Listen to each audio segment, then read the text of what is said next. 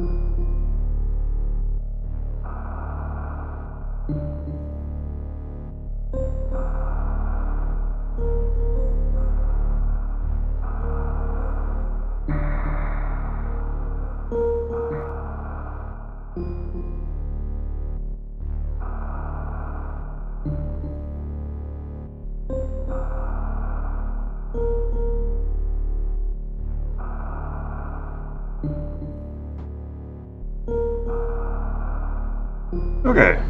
I think I got this right. Hello, good morning. I was gonna stream this yesterday, but ended up getting a little sick. Not the bad sick, just probably something bordering on an ear infection. So we will see how long I can do this today.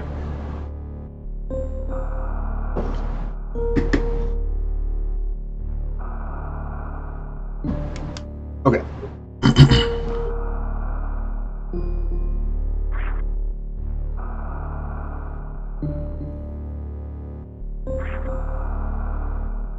Immediately hit wrong button. Okay, wrecked ship, and then Meridia.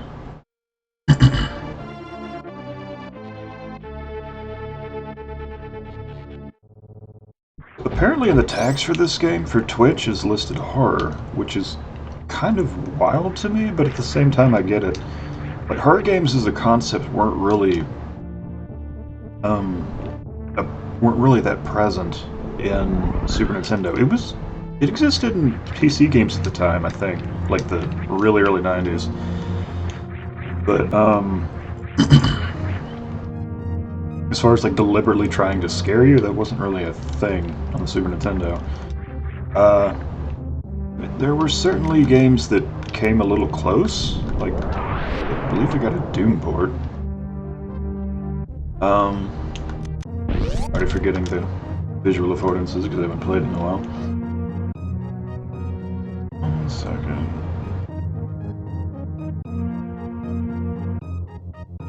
I'll check something real quick.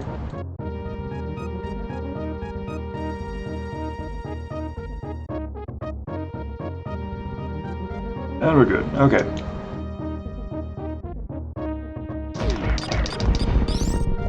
I do like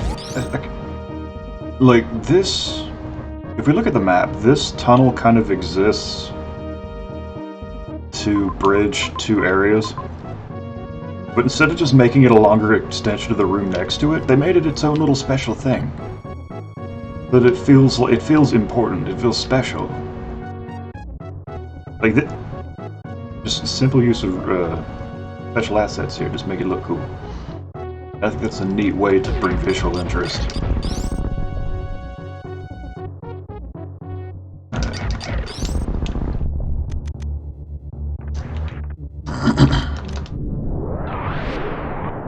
I think I fixed the audio over this in this one compared to the last stream. We'll see how this goes. Huh, I can't pick it up in gravity. Or I can't pick it up with the grappling hook. Interesting.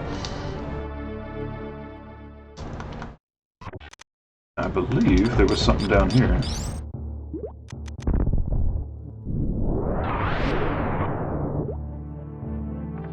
Was there?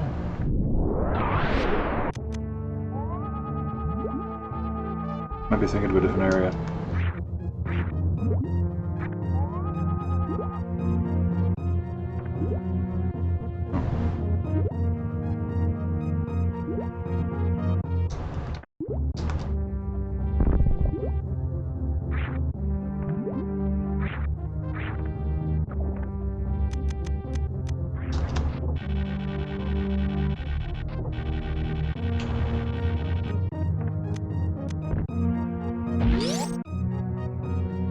Disappearing grappling hook blocks give more leeway than I thought they would.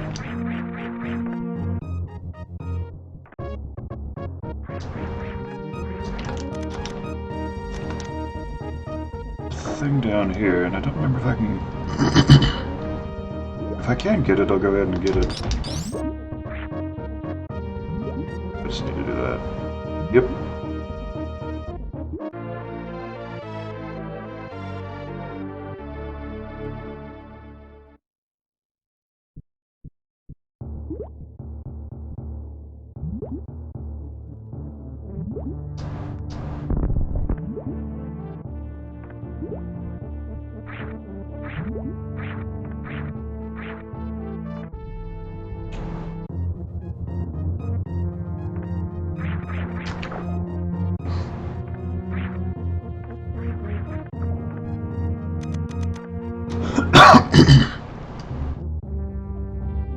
Good use of parallax. I'd never noticed that the... Is that parallax? It is not parallax, it's just moving textures. Okay. Well, sprites, I didn't have textures back then. Let's see.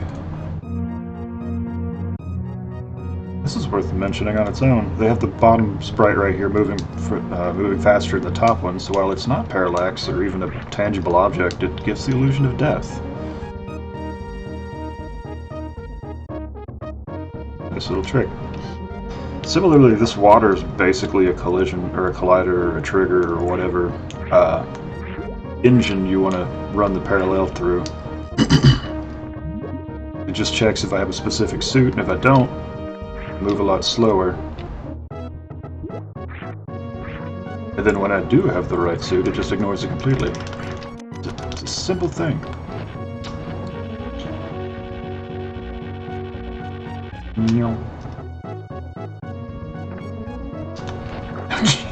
Jesus. 6 minutes in and I'm already off to a terrible start.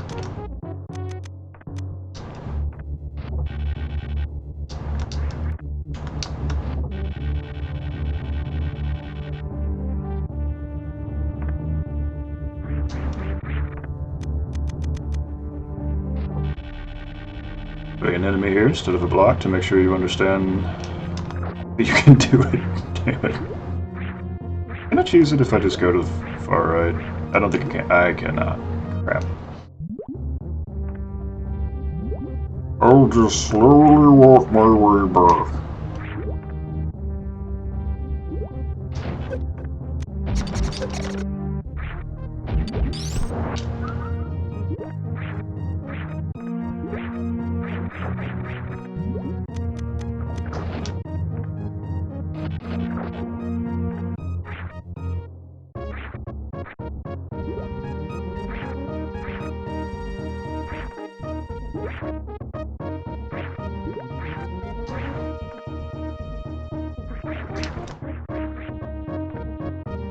I don't understand why most of the game having a kind of like epic background music for this one area right here is a bit strange to me, but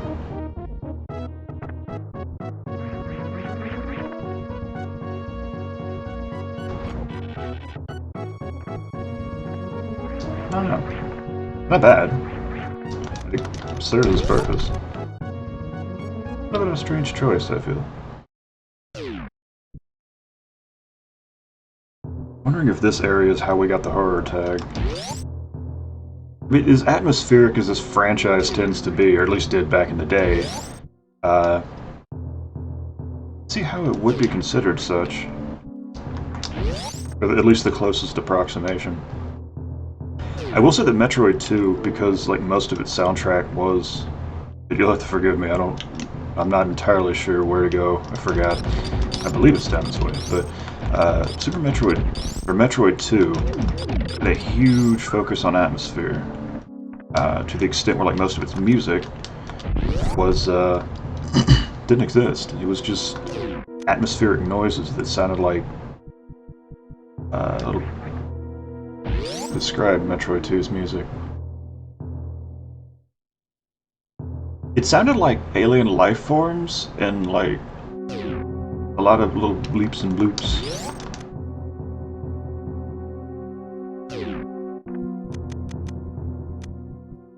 There was the part at the end, like I remember playing when I was like 13, and there was a part at the tail end of the game where you first encounter the Metroids, and it goes from the aforementioned bleeps and bloops into...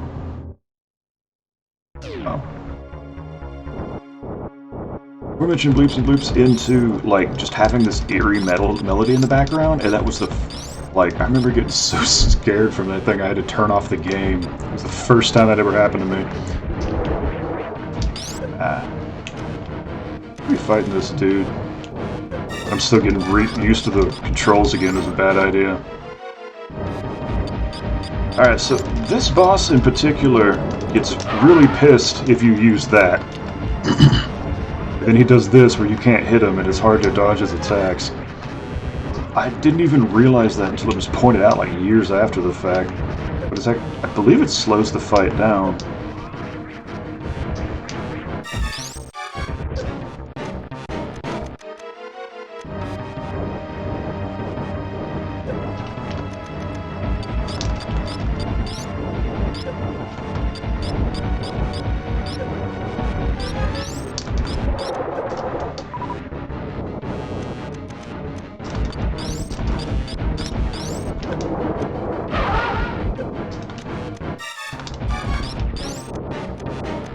I remember getting really frustrated at this boss as a kid.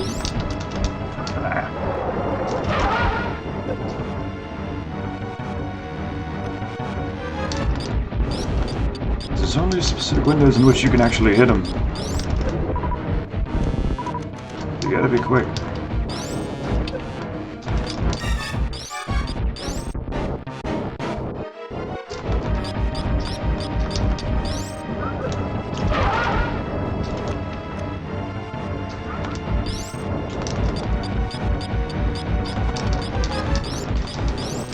Most, if not all of the bosses are timing based. So it fits consistently, but it edges a bit too much on the timing, I think. For my taste, anyway. It's not a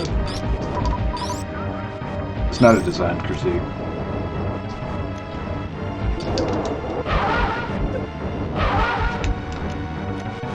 I do like the further you get into the fight and the more angry he gets, the more mistakes he makes in terms of how long his eyes open. It makes the fight a little bit easier while I'm also making it more tense, and it gives the reaction, or the impression that he's reacting to you, which I thought was a nice little touch.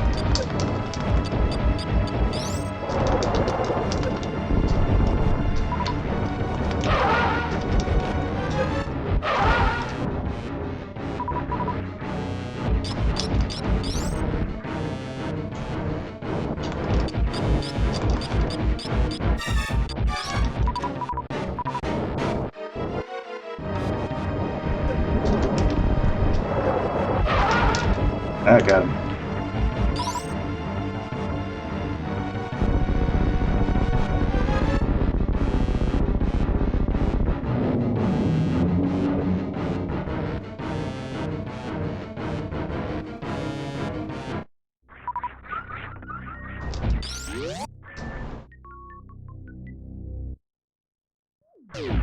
Now everything's alive. I don't know if the narrative implication is that he was eating the power, or...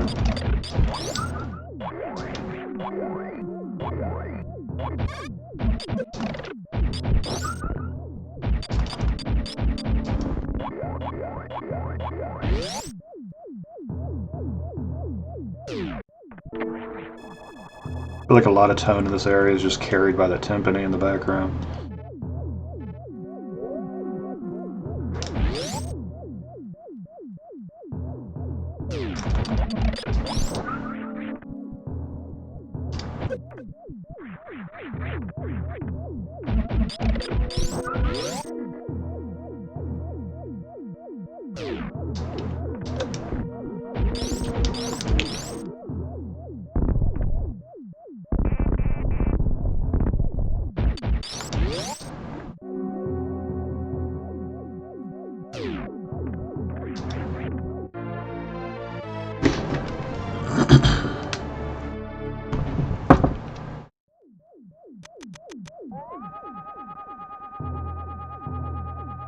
I don't remember if there's anything else in here.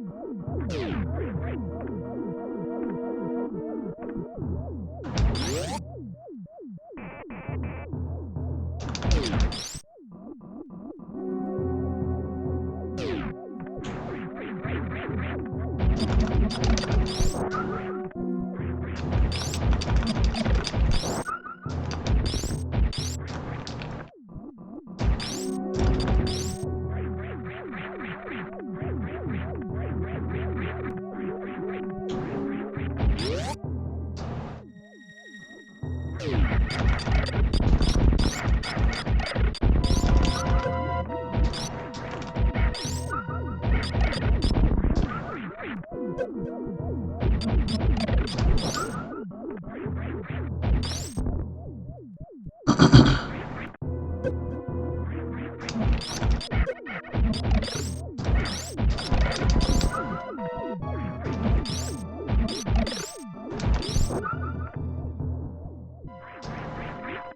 do favor this type of enemy design in a platformer.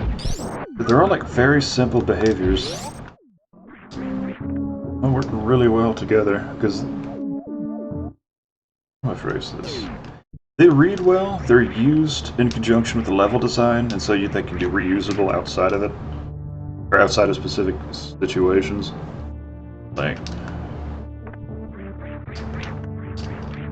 oh, it's a enemy, I'll show you what I mean.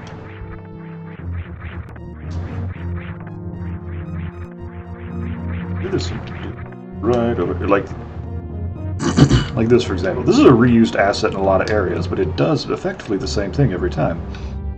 This is an enemy functionally that you use with the level design to get more out of the level design and to create something unique.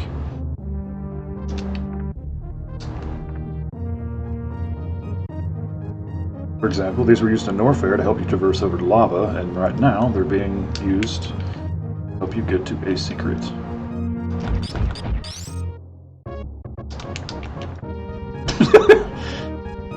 Well, you have to get to the secret, but you know. Can't account for user error.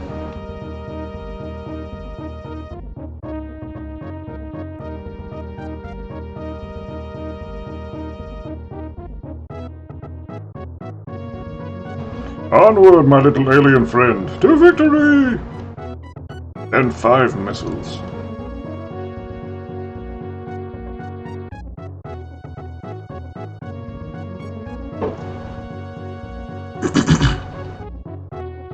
Yeah, functionally this is an enemy with a collider on top that won't hurt you, and just moves in a straight line. There we go. When it hits a wall, it bounces back. It's really easy to program.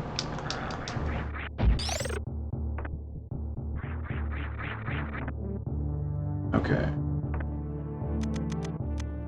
I think one of these is a trap. I think this is the way. What do we? I think that's the trap. That one goes down. On the bottom right there.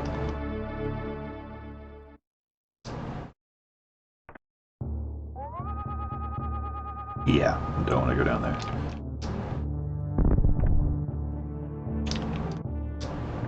Ooh.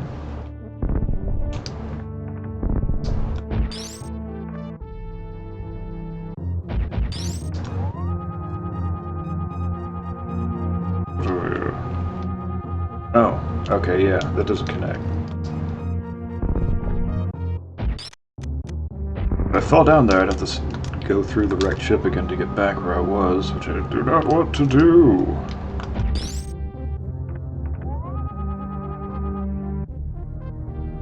I think this is the same thing.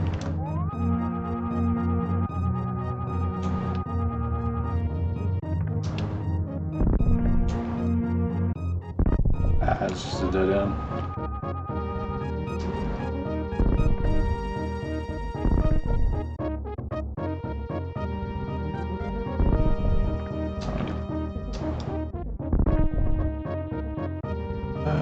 One second.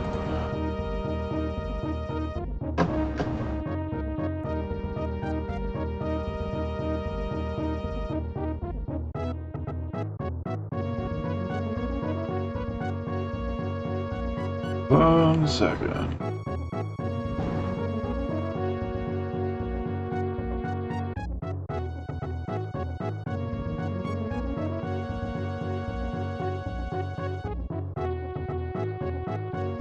Hey, Cake. Good morning. I do be rolling, and they do be hating. I don't know anything about riding dirty.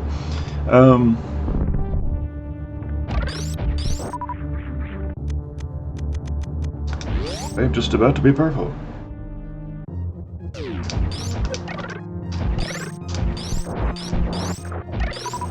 Oh, again, reused assets in from a different area, used to create unique situation. Well, these are new, but if we examine the AI, it just goes straight up and it goes right and left and that and that and that. 2D design, especially for a platformer, is based around the use of space. See, like, if you draw an imaginary boundary box around where this guy is moving, you can determine that, or you can see how it affects how the player would move around it. So, like, to defeat it, I can just walk past it, but it's more dangerous that way, so I just shoot it or freeze it and move on. But this is basically how you would design a 2D game, is you just set up environments like this, set up how you want AI to interact in that space, and create danger zones in that space, and then you give a player a direction. This room is just left to right, so I just need to go right. He is just a creature. This, I believe, is a throwback to the color of how those things looked in the original Metroid. He's unique. He's a unique asset, and he just follows me. No other asset in this game has, or no other enemy in this game does this. I think it's a throwback. I think it's cool. I don't know why it's there, though.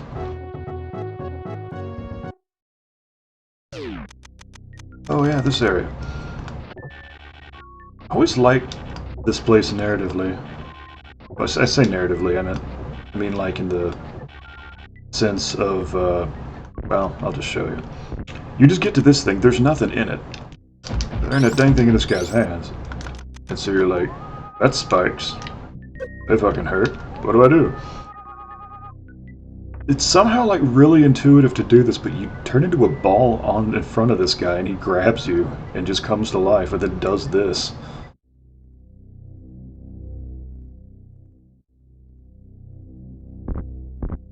It's like it's a little basic puzzle. And you can tell that there's something important. Yeah, give the boy an orb to hold, indeed. But you can tell that there's something important in this room because it just dead ends into this dude. But it does so much for like the atmosphere and just world building, just to have something like this. Like you're so used to, I think it reads pretty well too, because you're so used to like grabbing items from these dudes' hands that like when you come up with an empty one, your first reaction is to sit in it. Oh yeah. Hi, but yeah, that's what I mean. It's like this game is great for visual affordances and just.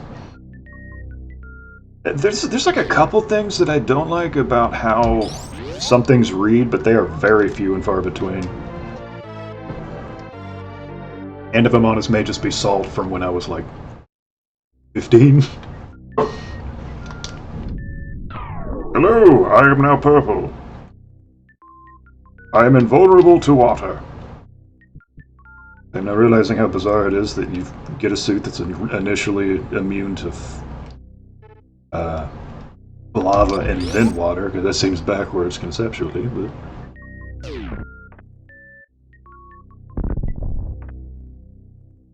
Yeah, I personally view this as a masterclass in 2D game design in particular.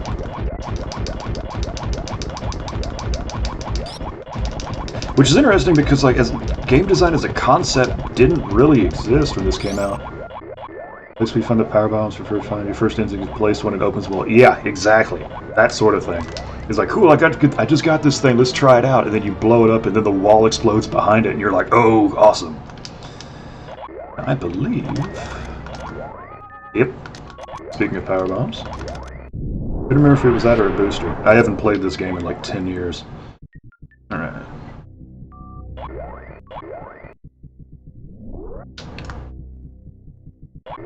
Behold as I fail to shine spark. Again and again. Enough. Yeet.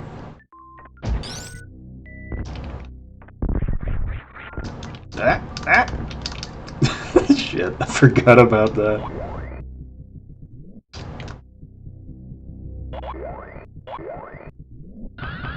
There we go. Alright, so that... Do the same shine spark again, yeah. There we go.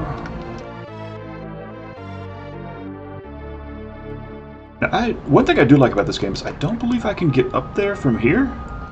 Like, that room up there, I'm gonna go see if I can get into normally. But it exists as a tease. It's something that they do in a number of places. But they like tease you can get to something, but you're not in the area in which to get it. I think I can come down there.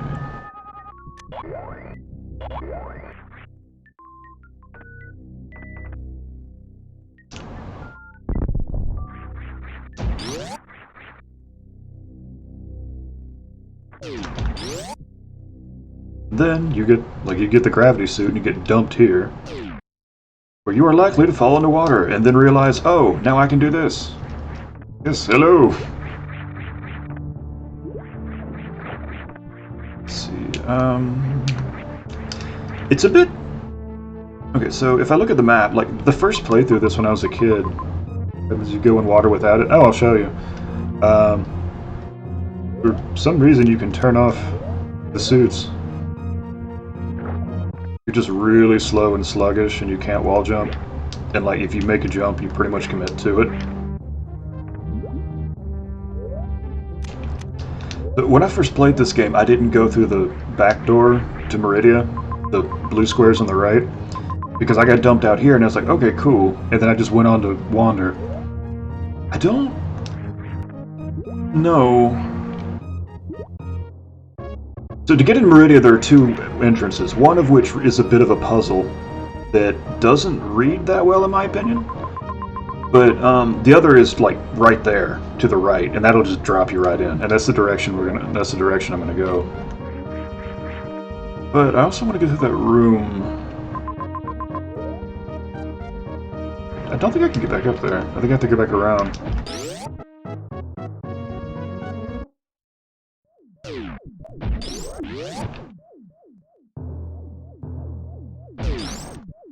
Let's save it.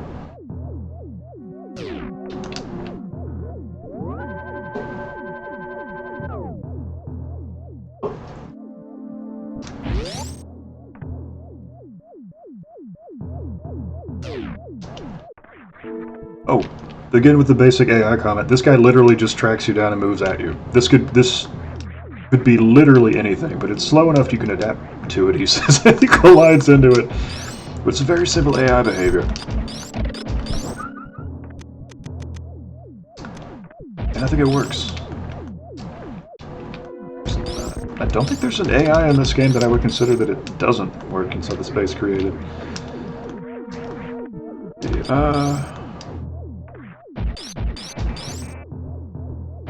If I could hit the buttons correctly. Basic behavior. Hops for you, spits.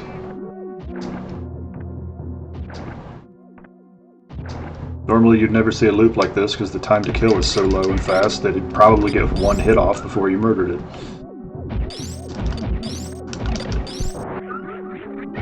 This guy just woofs at you.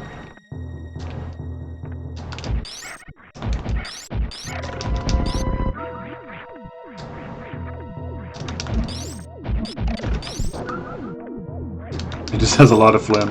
Yeah, there's that smoker's calf. It's 3 packs a day since he was 16.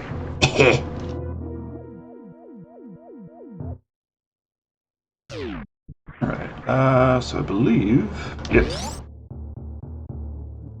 The game does this in a couple places, and I think it's interesting. See, like, you... Okay, I went through it too fast, so I'll come back.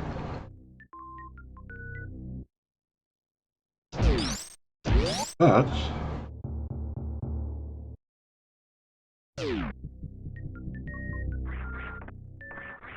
these blocks on the side here are the speed booster kind. You have to run to get through them. But just having to do that makes it feel like there's something here, and then you get to this point and you can't do anything. This entire room exists to tease that. Which I think is cool, because it,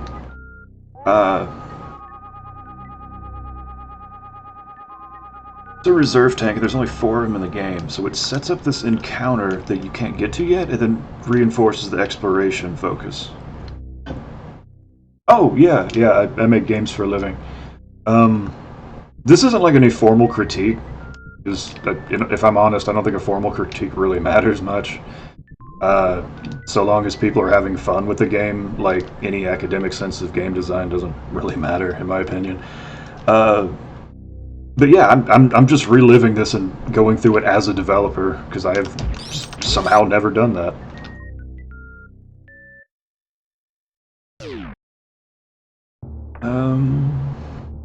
Believe I've got everything from here.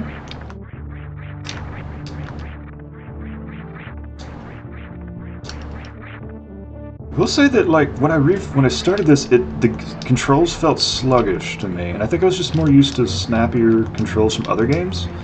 But like now that I'm playing with it and used to the game again, and about halfway through it, I do not feel that way at all.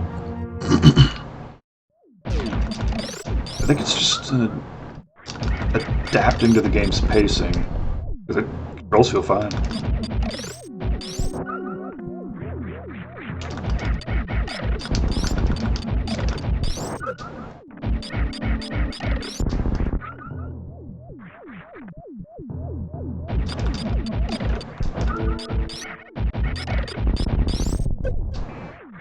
Alright, so that I never have to do this again, I'm just going to go backwards and open all this.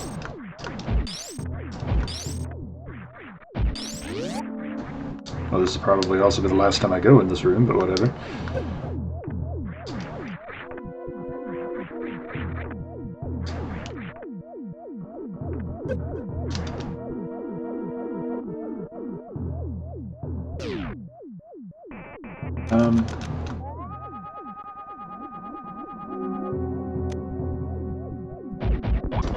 How dare you shoot your Cheerios at me, sir? Fall into the spikes.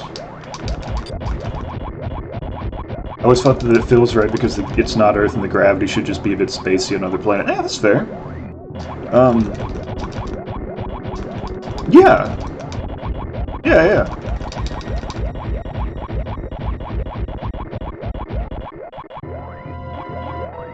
In most, if not all games, there's always going to be a transitionary period where you're getting used to the controls, but it's... So long as the game's built around the pace in which it's giving you, it's usually fine. I am forgetting something. I'm in the wrong area, that's why. So I am going to go back in that other room. But yeah, the problem with controls is usually when the game is set up to... The game tells you or indicates that you have to do something, and then it is not, it's either uncomfortable or difficult to do that thing with. That it's not necessarily a bad design that doesn't work out, because like Jump King relies on it being difficult.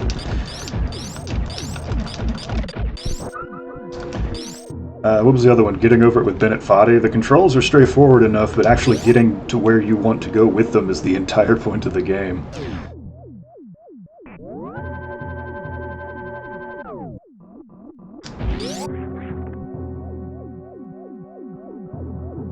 Let's see.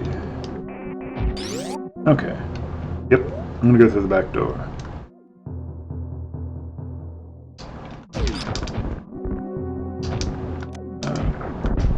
Okay. I wonder if I could...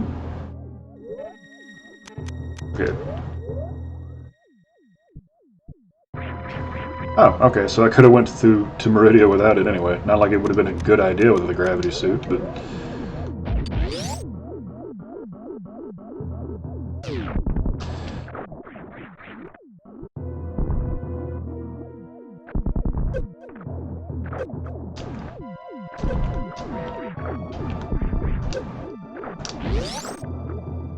I do think this game was really good at stuff like this. Like, it's just a very simple challenge, very straightforward to both program and get through.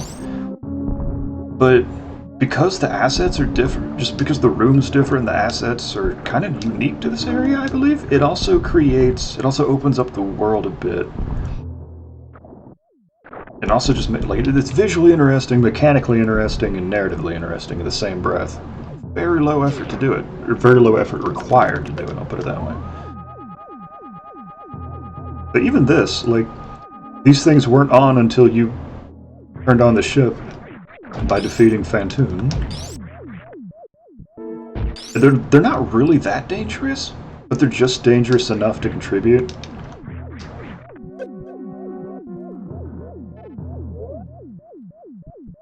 Where I should go, so this is the way I'm going. And stuff like this, like they use the camera to great effect. You get like this right here. Either you shoot it by accident, or you use the thing here, and then you're like, oh, there's a thing up here, and then you go up, and then it's a secret. The game has a kind of visual language on telegraphing its secrets for the most part, and it's consistent enough that once you get used to that, you can really start to just sniff them out just by hunch. And I think that's great. Energy tank!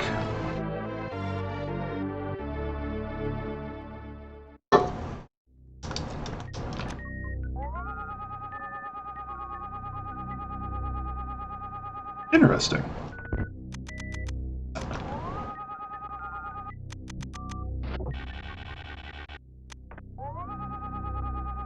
See how that block is a solid block when the X-ray thing's on it, and then it's not when it's off? And then it disappears, and then it's back to being a breakable block again, visually? Oh. Interesting. I don't remember what is down here. Oh, it's death.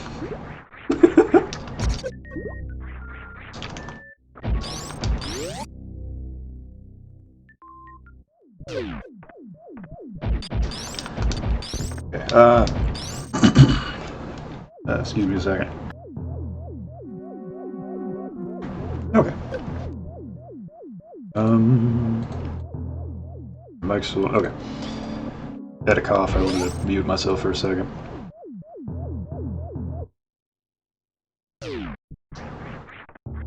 That. Slug pancake.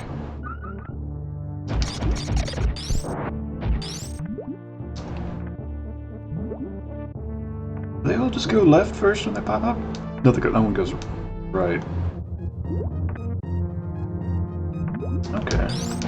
I know that some of these are variable height, especially in Meridia proper. There's some that go way the hell up in the air.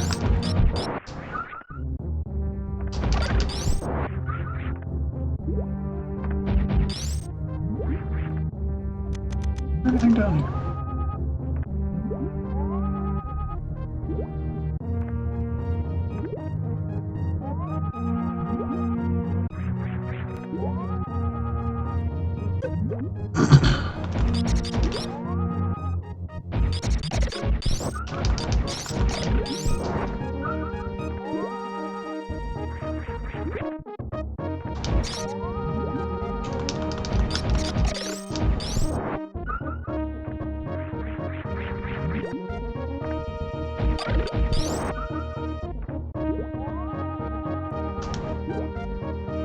Here's a solid rock because this program like this, if grapple detect, to change to solid to break, after that change to crumble and crumble.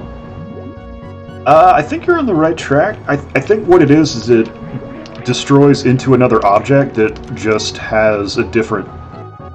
that conflicts with the sprite under an X-ray block. Maybe.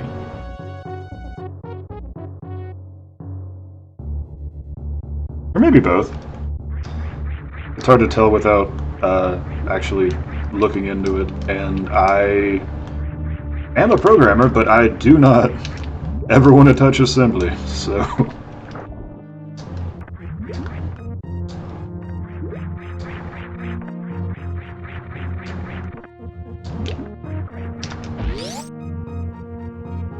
There are much higher languages that don't have to... Oh, another little thing. Okay.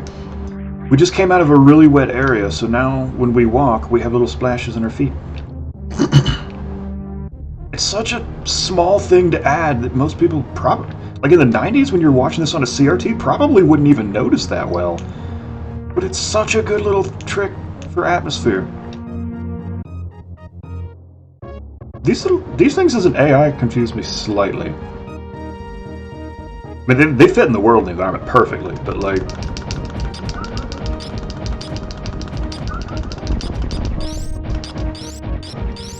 Oh, it's for this. It's to get a crap ton of resources from. Okay. Probably. And because it's kind of just cool.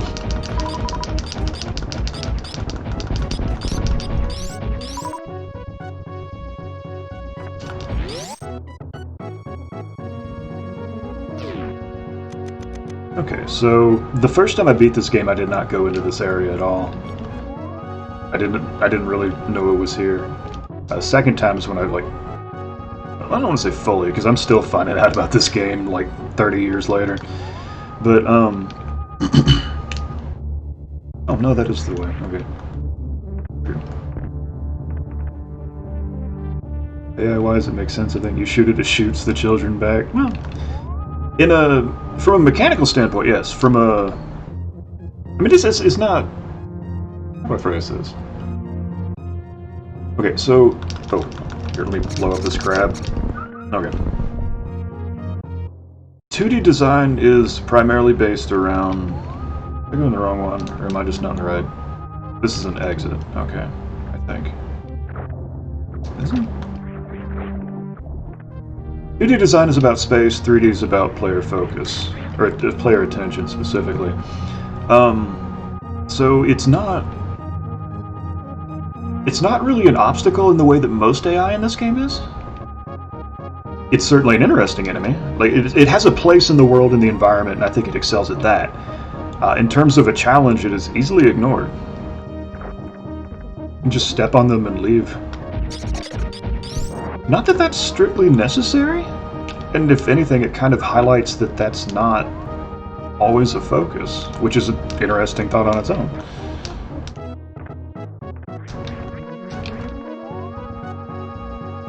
I say that you could just completely ignore it, but I don't think in the history of me ever playing this game I haven't just blown them up when I got the chance to, so there's also a player motivation standpoint for it, I suppose.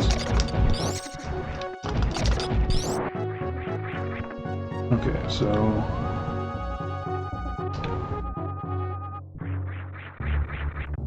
Is there not a secret in here?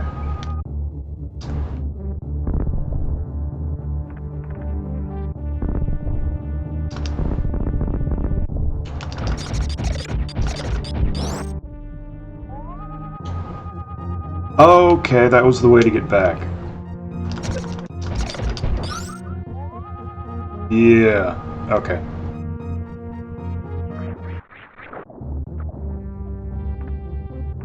Yeah, I'm a big fan of AI in games, and I really like studying it.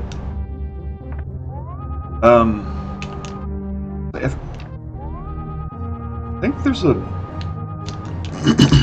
How do I phrase this?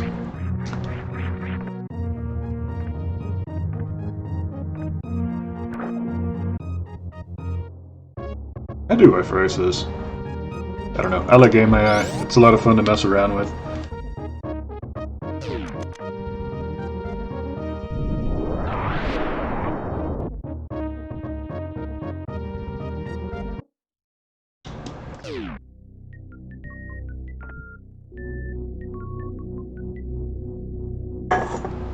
I like that they kept the elevation in this game.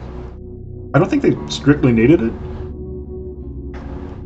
Loading times what they are on the SNES, I don't think they were as required to load new areas as it was for, I think, the Game Boy Advance?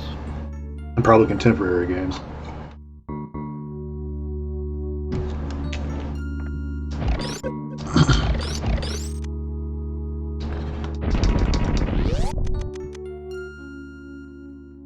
Let's see. Oh, save. Okay.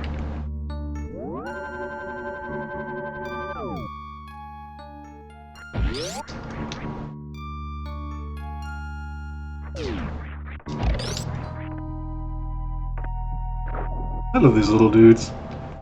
They're completely minding their own business. They're not even after you, they're just like, oh. Really? kind of loops you around and then dumps you back to the front door, if memory serves. But like, the puzzle to get in the front way is kind of obnoxious, if I'm completely honest. It's like the one thing in this game I don't think reads that well.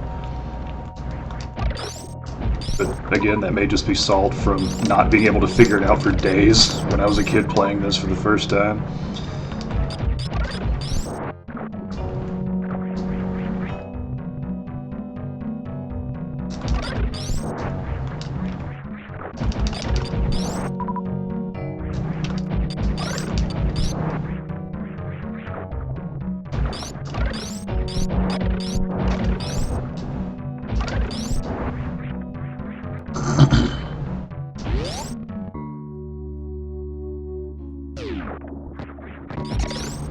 Yeah, that guy will straight up pull you down into another area, and I don't want to do that yet.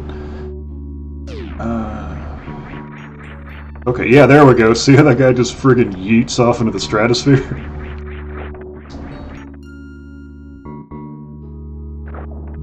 Yeet! Ah.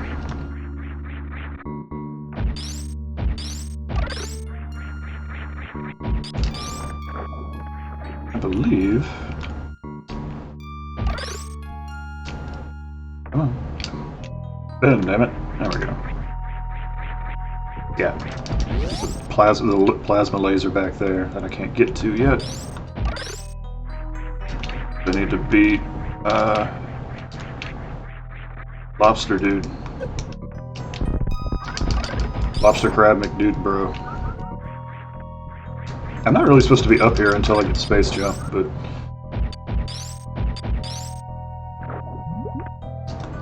Wait, did I just go in a loop? I did just go in a loop, okay. I'll come back to it later. Did a door open sound? What, did I open a door up there?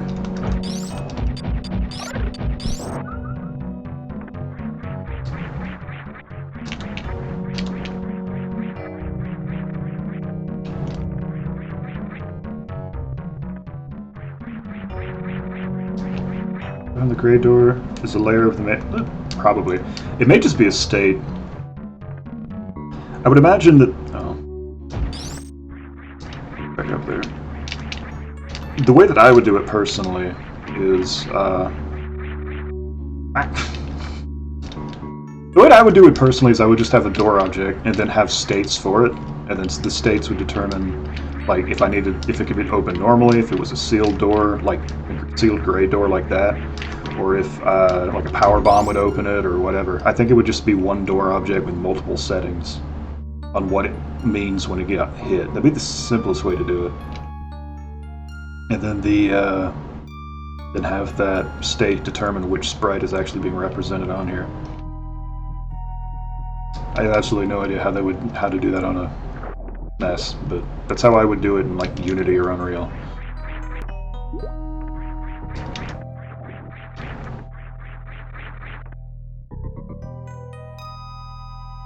That it opened when you shot it. Oh!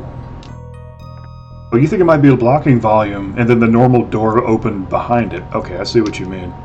That's entirely possible. Do I want to leave this area yet? I think I explored it fully.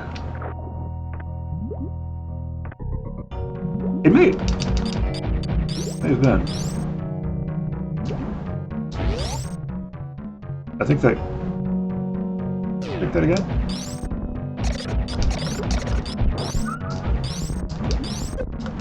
It's not doing it for this door, but maybe it will for the other one.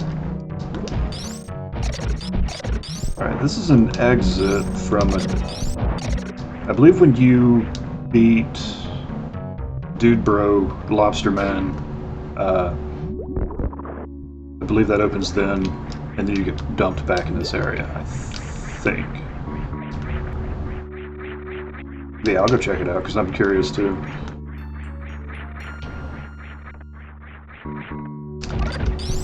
Because it may have just been multiple objects stacked on top of each other.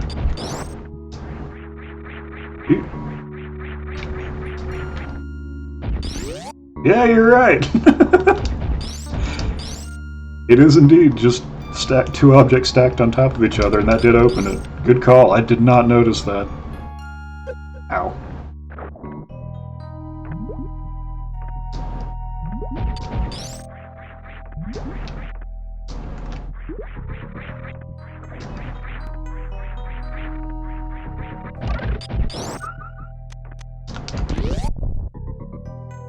This is a long tube, if memory serves. Yep. I love that it gives you a little snippet of the fake Metroid there, and you're like, wait, what? Check something real quick. But for whatever reason, this door isn't programmed like the others. Yeah, so it would seem. I seem to have a lot more people in here than I thought. Hello, everybody. I hope you're having a good time.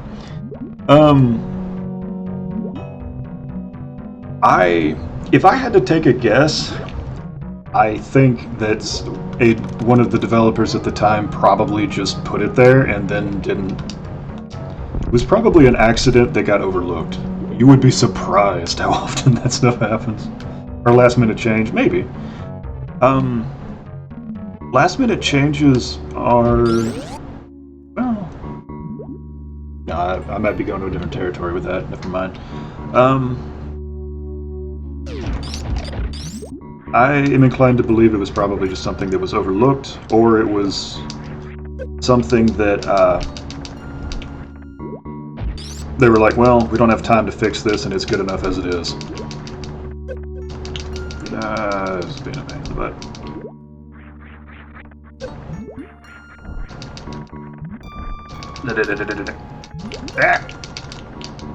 There we go, jeez. Let's try this room again.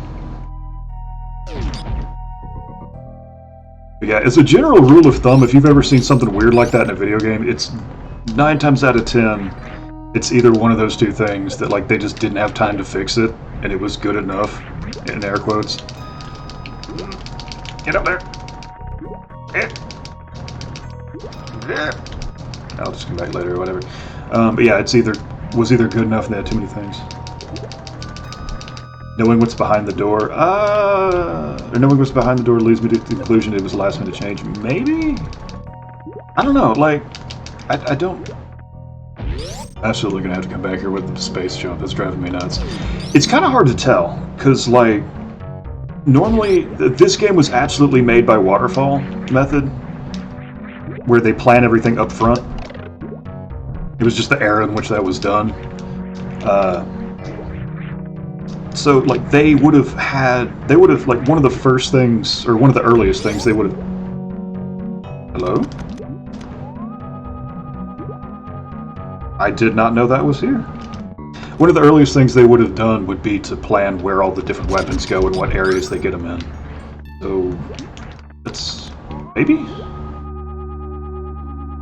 But at the same time... I don't know, it's really hard to tell. Because, like, the room itself... See, yeah, now we're back to the beginning of the thing. And I think this is probably the visual affordance of what you're supposed to do in the area I'm about to go to, because this is clearly a tube that is broken, and then that crab comes out of here and tells you you're supposed to go down. But, yeah. I got distracted. The methodology of how this game was designed contextually, or in the context of the area of which it was designed, suggests to me personally that it was probably designated, or the laser was probably designated to be in this area, but you may be right in the sense that where it would be located in this area might have been moved around some. That's entirely on the table. Okay, so can't go there. I know there's a trick to open this from the other side, but I've already sequence braked once to get the wave beam. I don't want to get it again. Visual affordances, like 2 things immediately come flying out of this thing telling you that you can go down there. This game is so good at reading like that, or making things read like that.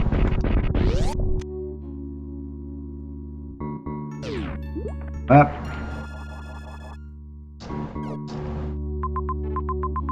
Okay. I'm gonna be down there a bunch anyway, because there's the two areas on the left and right of that pipe in the middle there. I'm gonna be going back through a bunch of times anyway.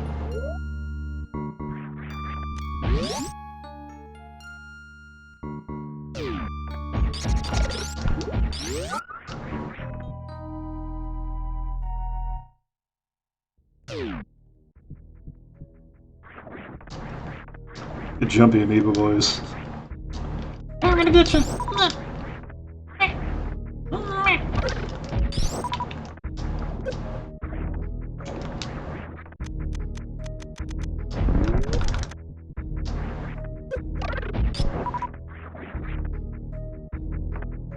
Okay.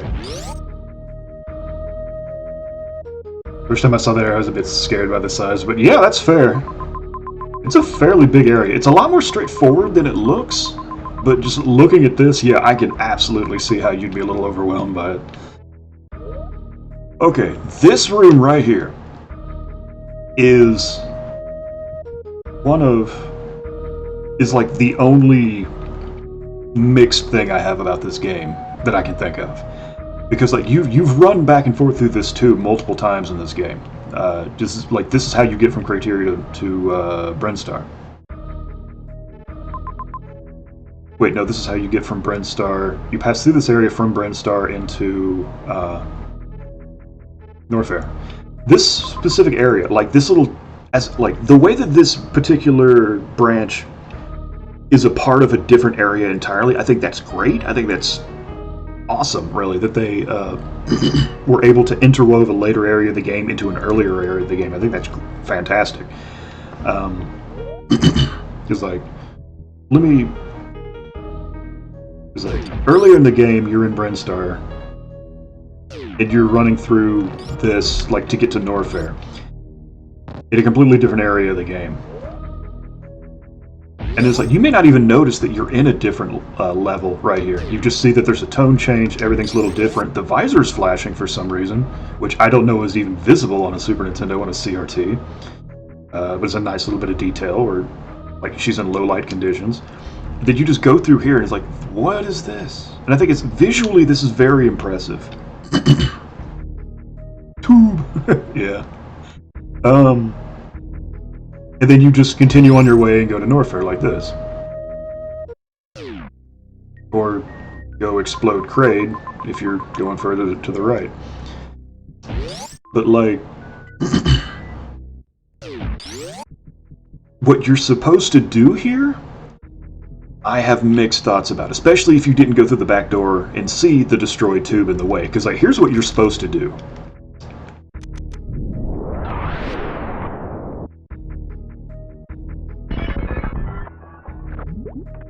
Like, when I played this game predates Google. Oh, does it? In the introduction? Oh, you might be right. I'm gonna have to check that out, because, like, that would... I'm gonna have to go view that.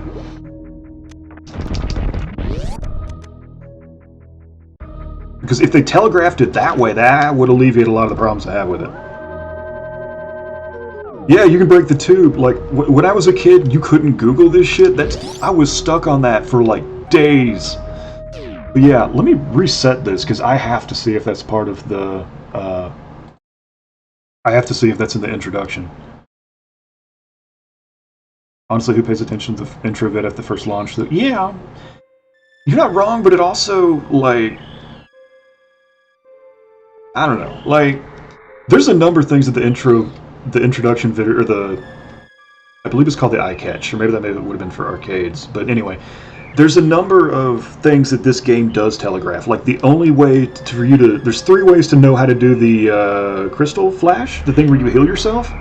One is you had to have had Nintendo Power, where they had comics in it. They had, like, a Super Metroid introduction comic that had Samus do it. 2, you watch the eye catch that shows her doing it. Or 3, you Googled it years after the fact. There was no other way to know. But like in a game based around, I just bumped the mic, sorry. In a game based around like finding secrets and exploration, it's not that. It still fits into what they wanted to do with the game, and I think that's fine. I just wish that this one instance read just a little bit better than it did as a kid. Okay, let's see what all is in the eye catch. Okay, yeah, they telegraph how to use missiles to open specific doors. That's fair enough.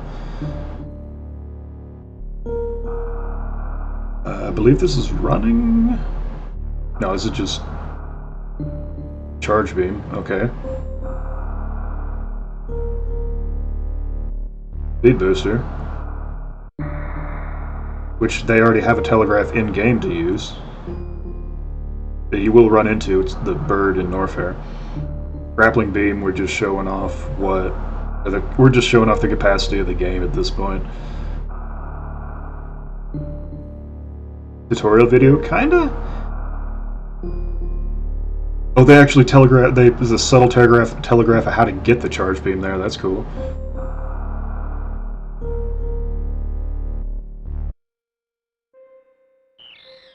Wait. Was there not more to it? Is there a second eye catch?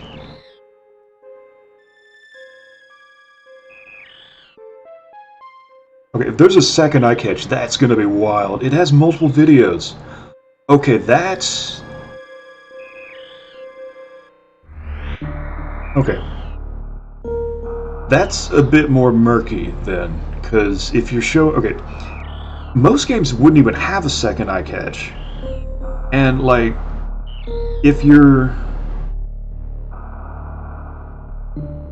Wait. Yeah, it is a second eye catch. It would be difficult to expect people to watch every eye catch. Yeah, I remember showing Crystal Flash. I forgot about showing the special beams.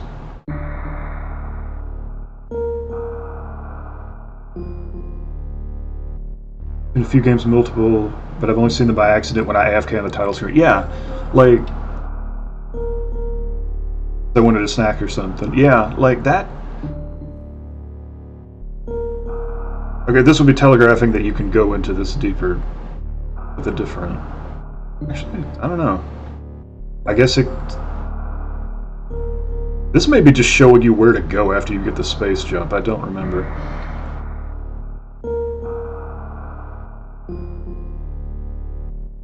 Just showing off a mechanic.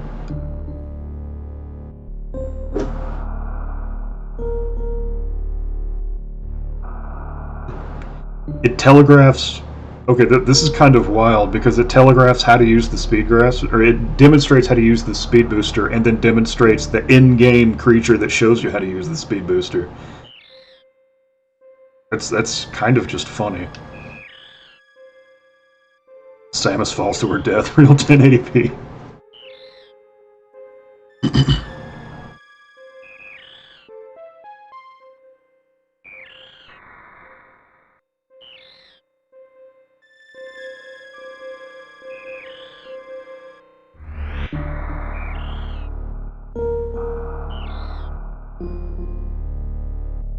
Oh, Frey's in here. Hey, Frey.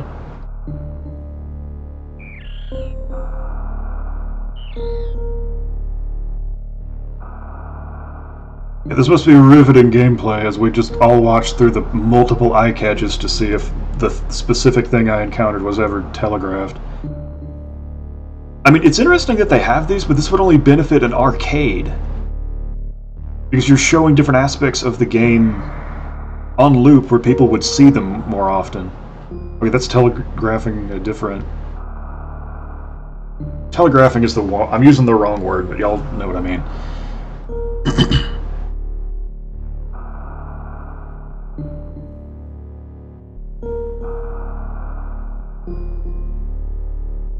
There's a lot of game design was still influenced by arcade stuff at this point. Oh, absolutely. It's,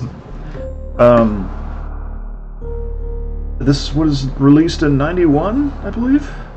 The eye catch was only shown in game stores to promote the game. Yeah.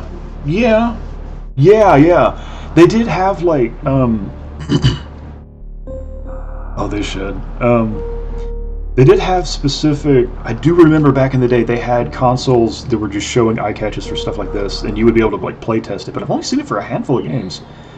I saw it for Mario World on a stand-up arcade cabinet in a J.C. Penney's of all places. No, it was a... it was like right next to tractors or something, or lawnmowers in a J.C. Penney's or something like that. I mean, it's entirely possible that they're using eye catches like this to help telegraph information to the player, or help relay information and hints to the player. But like, that's really obscure. Like, especially the further eye catches you go down it, because like Cake said, like you're only typically going to see these. My local game store had this game shown even years after the GameCube was out. That's awesome, and I fully support that.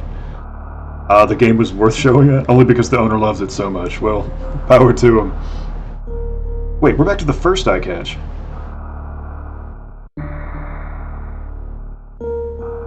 Yeah, I haven't seen an eye catch, or I haven't seen a display like that since, like, the Nintendo 64. Maybe they are random.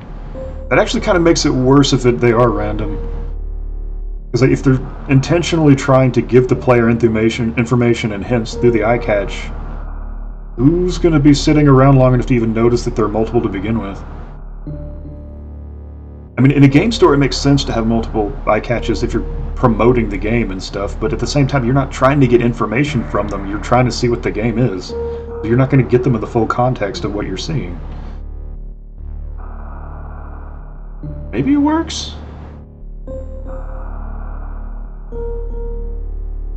I anticipate, like, when I put this VOD on YouTube, I anticipate a lot of people skipping through this part, and anyone watching the VOD, I apologize up front. I'm just deeply curious. I definitely remember seeing the Crystal Flash in the eye catch at some point. But, I don't know. We'll see what the next one is, and then I'll move on.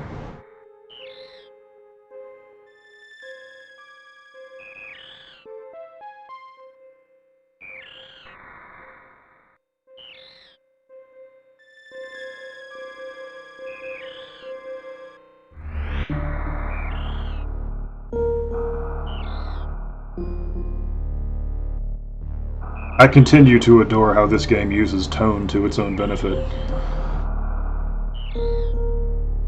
But look at this, like, everything's all front and center, and it's just a scene of death and... yeah, it's just looping.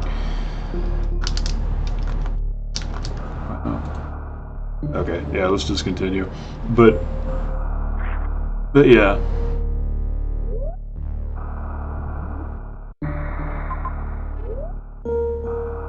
Rest in peace. Rest in peace.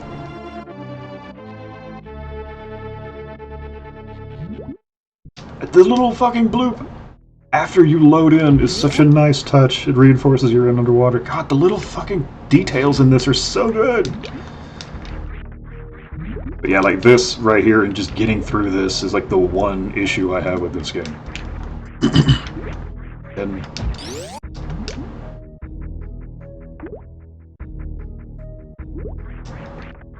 I have an issue with this game. Immediately fails basic platforming.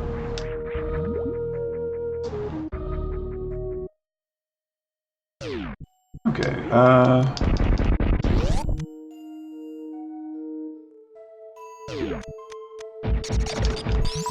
if memory serves. Little thing I can speed, but no, it's not here.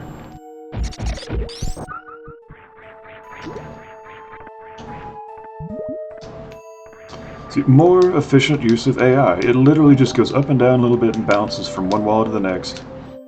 And yet, it's just a little bit off screen. You can see it if you jump at all, but it's there to just mess with your platforming. I think it's really efficient. And even this, tiny platform, dude moving on platform. Crab battle. They're all, like, designed and built to get in the way in a way that's interesting. And thematically appropriate, considering they're all fish. This jump is kind of fishy, exactly. I do not remember much about this area, so I am probably going to get lost. That's fine, that's what this game's all about. Pink boy! Bombs? Oh no, I need the laser to kill this dude. Here, let me just continue to get hit by it instead, while I try to remember where the secret is down here. Is there not a secret? There it is.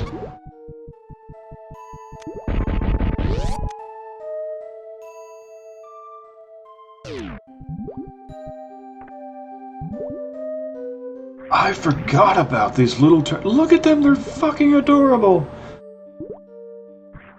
And I have to do something to piss off the mother, and I don't remember what it is. Wait. Oh, that was it. I'm a little Ankylosaurus. That's it. You hit my baby, so I'm going to throw you up into space. Ah.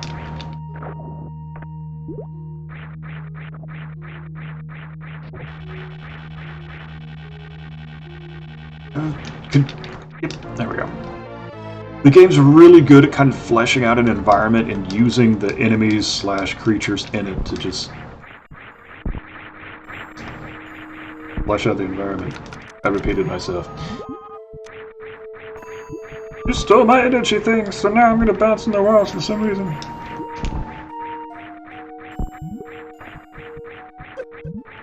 I wonder if these are an actual reference to Buzzy Beetles from Mario. It wasn't the same team, but it may have been like a little homage. Mama Turtle love, yeah. I believe you can kill Mama Turtle. I am not killing Mama Turtle. I will explode the space pirate. They do look visually like the Buzzy Beetles from the Mario All-Stars, but it may just be coincidence. Can I just say that, like, these are... I love these dudes. This is a space pirate, it's a bug thing, and it shoots lasers out of its claws. It never hits you with the claws, it just shoots lasers out of them.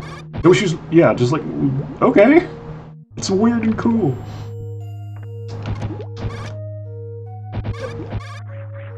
Oh, I forgot an item in there. Oh.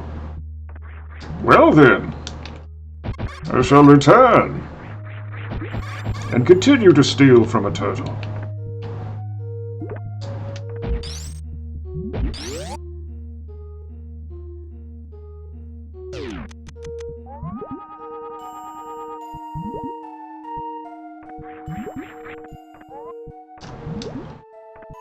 Assuming it was probably in the walls higher up.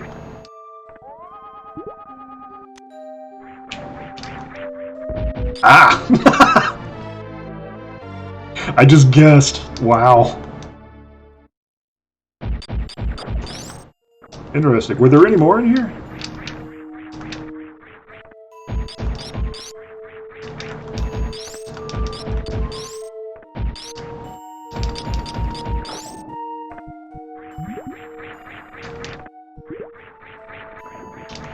Let's see.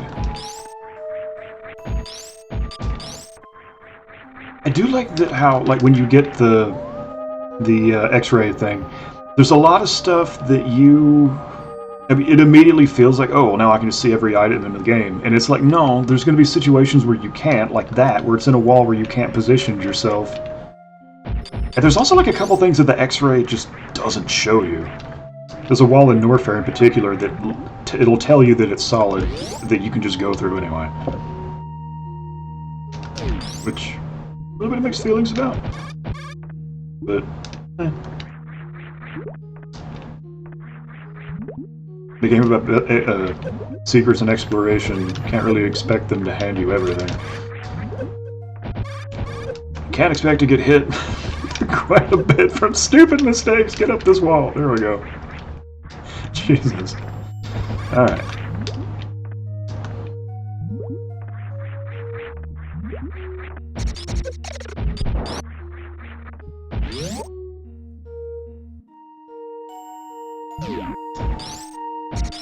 I like the design of this crab.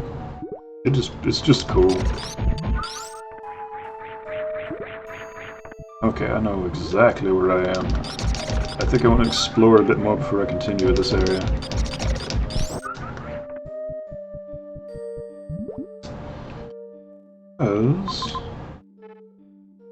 Yeah, I think I'm gonna go back down and around.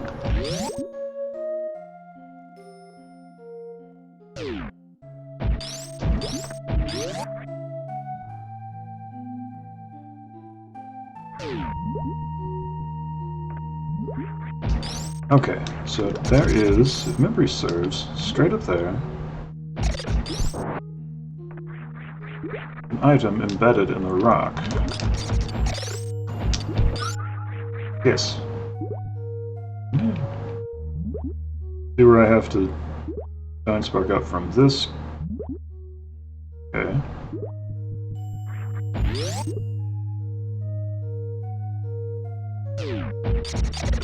If memory serves, I have to do it from here. Enemies falling from the ceiling when you do a super missile is also a really nice little touch.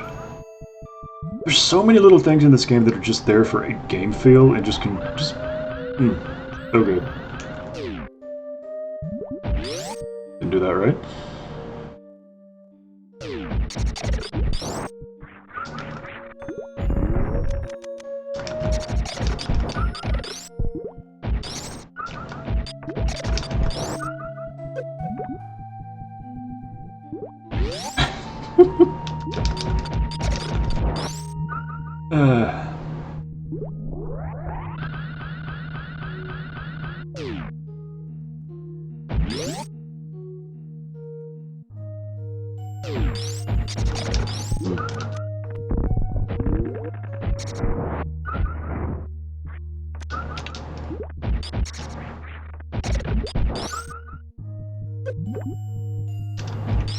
The door.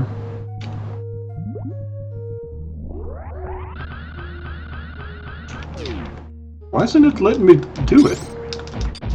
I genuinely have no idea why it won't let me do it. And I can't tell if it's the controller or what.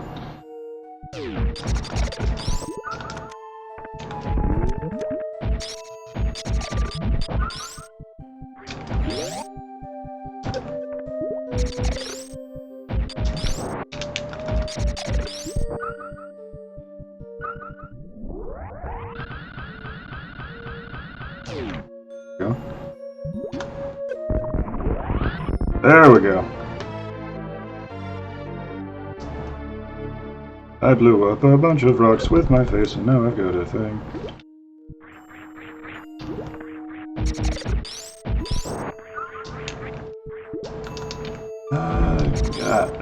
They telegraphed it. Crab goes through the wall on the other side. God, this fucking game!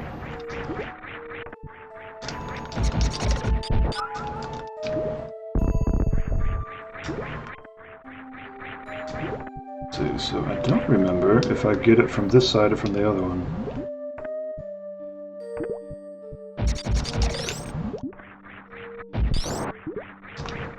Ah.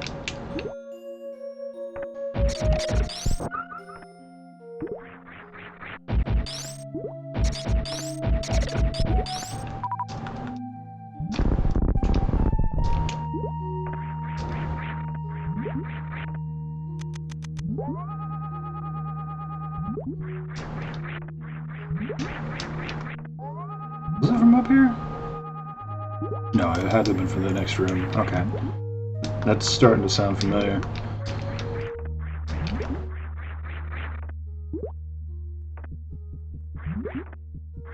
How many reserve tanks do I have? 3. Okay, cool. Excellent.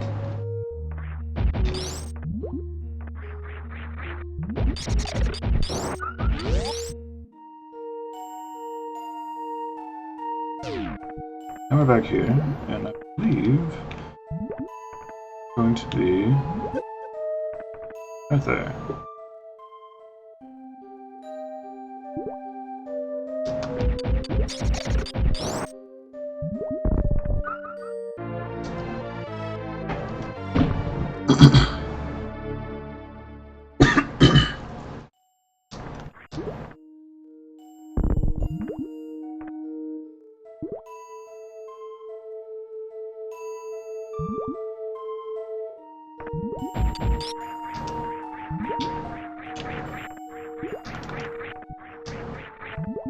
Always loved these dudes. Little explodey headfish.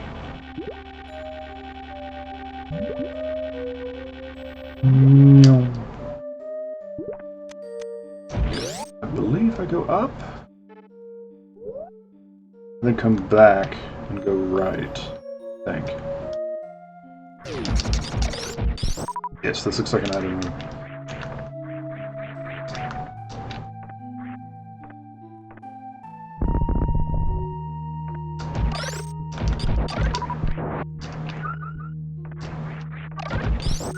More efficient enemy AI. They're not really meant to be difficult, not in this game. They were brutal in the original, from what I remember. But they just, when they hit your Y level, they just run directly at you. Oh, this is an exit.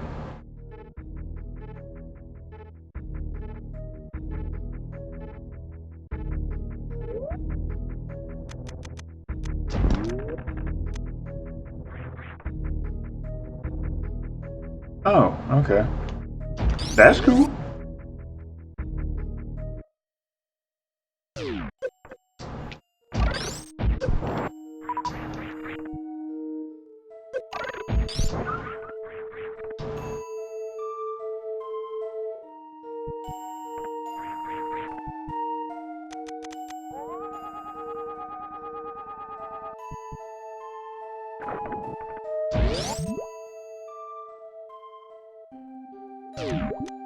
Okay.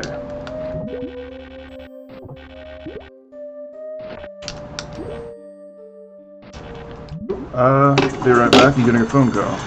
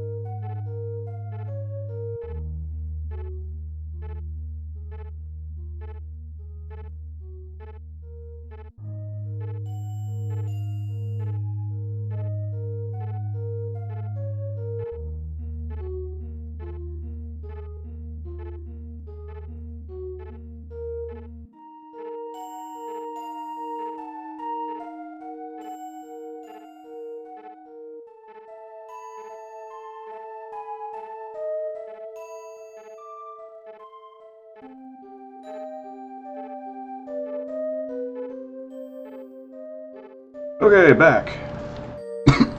Sorry about that.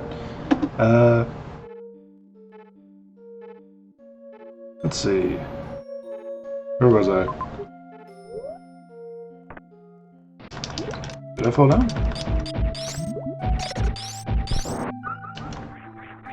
I did fall down.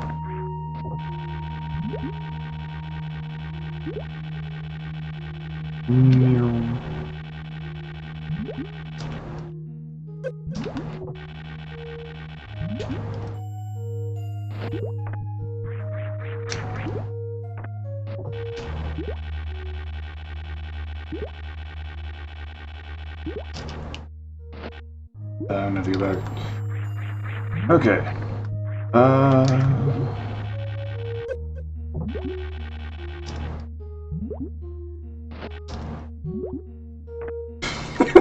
Jesus, I get one phone call and my ability to play goes to shit.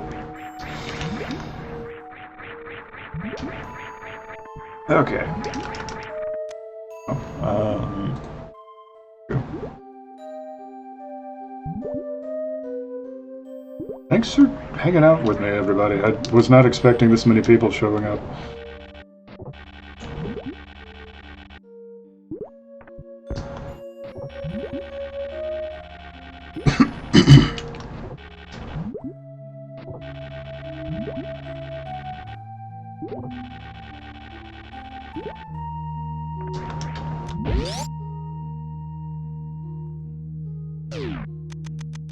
Okay, do I go down first or do I go up? I do not remember. Did we go down? Or telegraphing? That dude to be on the block and it would tell you that you can get to it and you'd shoot at him and destroy the block. I will demonstrate.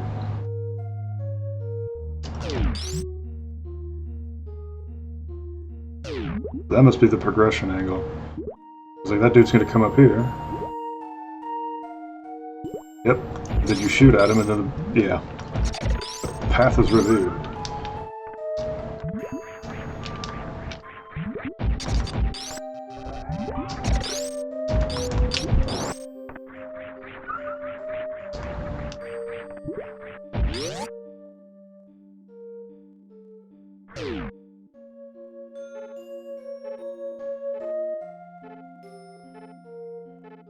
Maybe I was supposed to go the other direction.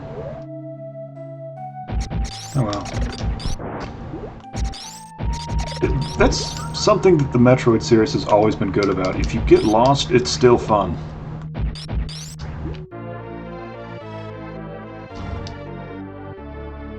It still maintains enough of a direction to get you from one place to the next. For most of them. I believe Fusion was good at it, and I believe Zero Mission was very linear for a Metroid game, if memory serves. I have not played either of those things since they launched. I do not remember.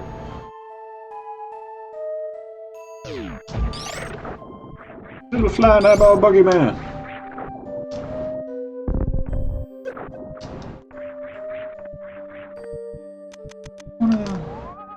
Okay, no.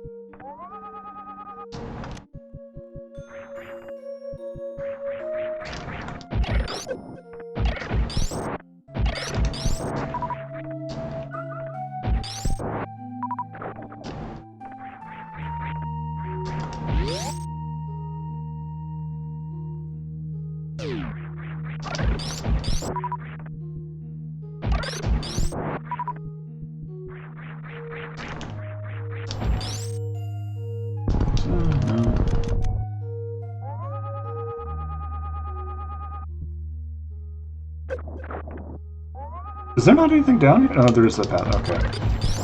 There are a few complete dead ends in this game. Oh, yeah. Okay.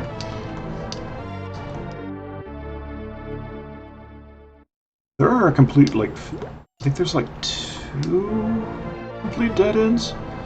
Maybe? It's rare. As it should be in a game like this.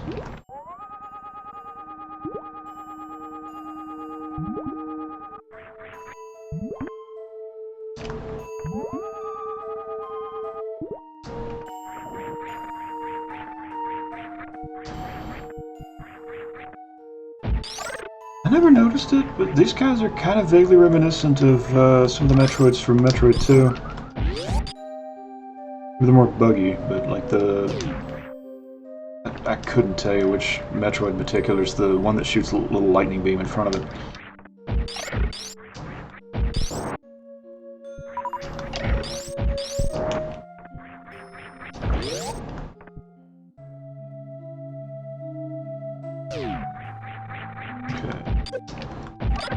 Run into the flying slug plant pancake.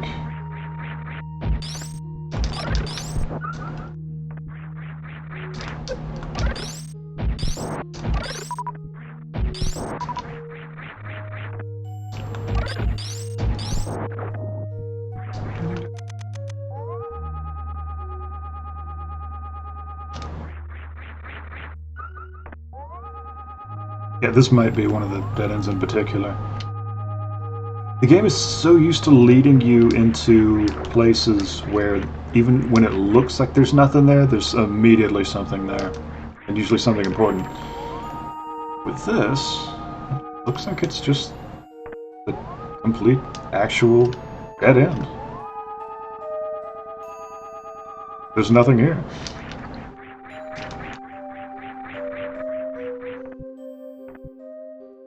Which is kind of strange considering the level, it progresses you up and up and up and up, like you're going to somewhere important and then just nothing.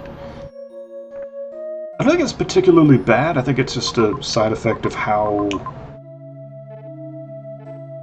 Yeah, actually, that wall, if we look at here, like the way that this level, this section is designed, it looks like it's meant to progress you into a different area.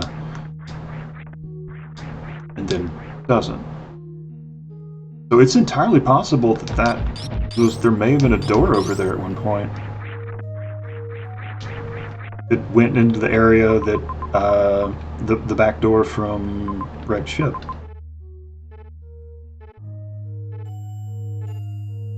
It was probably removed to make the other areas flow better, I think. I only have a little bit of experience in level design, so I can't comment too deeply on that specifically, but I have a hunch it might be as such.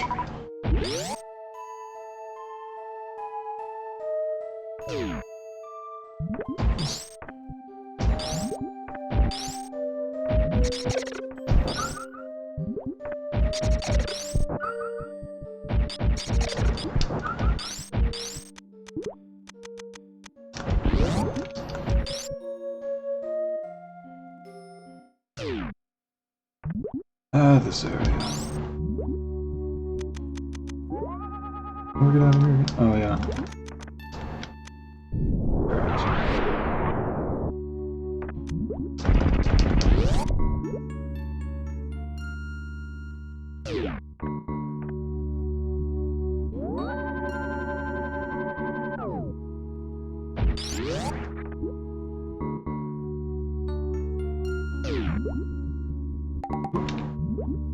I love these little snail dudes.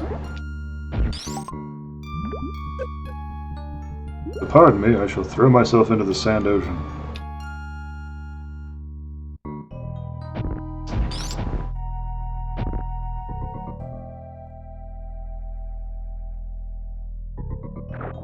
See if I can get everything in these. I absolutely missed this part the first time I played this game. Which was unfortunate because I believe there's a reserve tank and jump ball in one of these.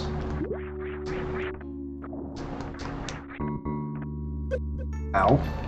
Ow.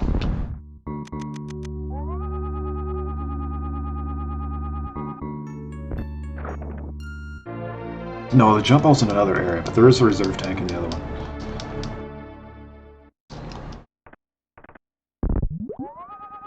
The amount of upgrades it throws at you is kind of interesting. You don't need any... I can choose this.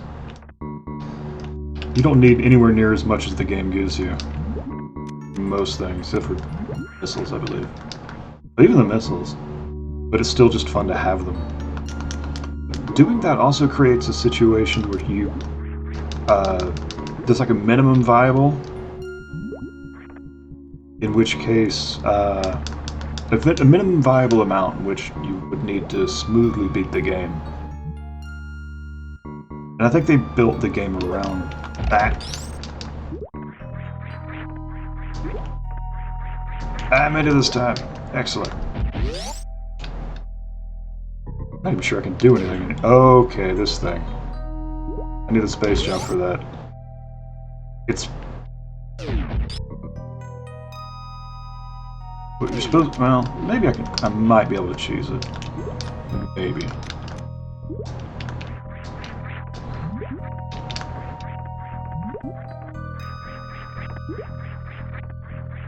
Yep.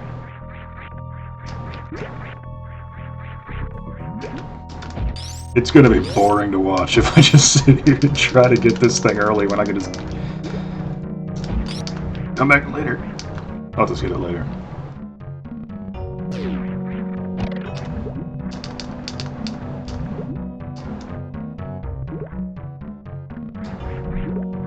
Damn it. Some of this stuff seems harder to do on the controller I'm using than it did on a Super Nintendo. It's like the falling things that you I forget this. The little falling block things that you can stand on and they disappear under your feet. You have a frame that you can use to jump to get back up on. Come on. Come on, Samus, I believe in you.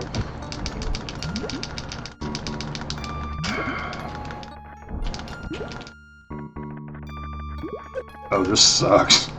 There we go. Jesus. There's a frame, you have like a frame or two to jump on that thing before it disappears under you, and I have not been able to do it. And I could do it consistently on console, I cannot do it in this.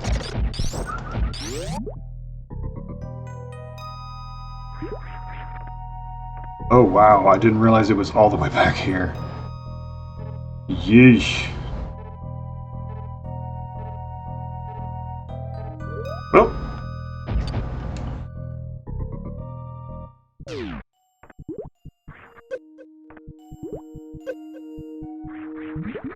I'll reserve that last area when I come back through.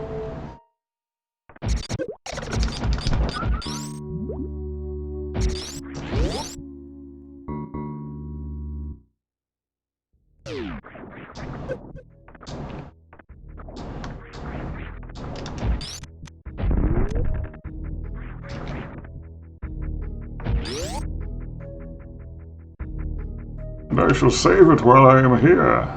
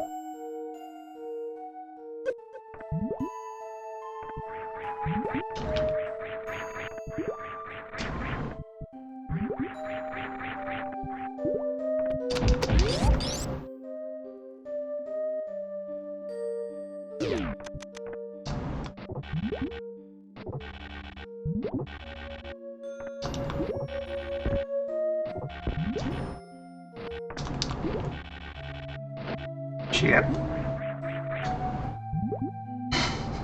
Oh shit.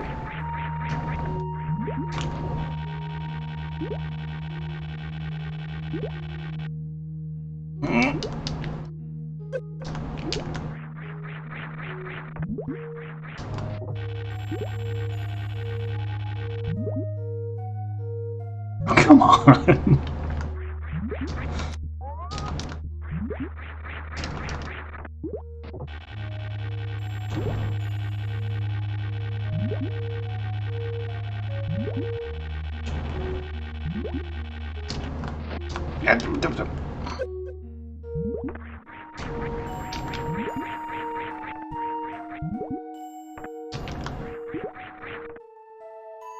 Riveting gameplay.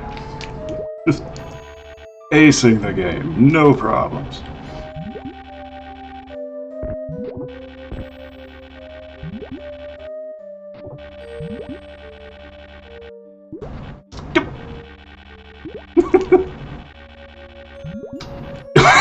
God damn it!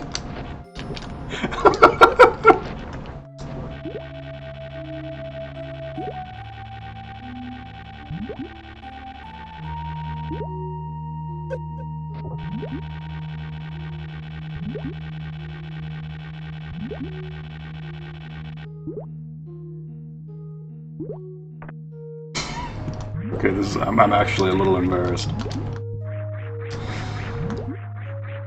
I grew up with this game. I'm good at it, I swear.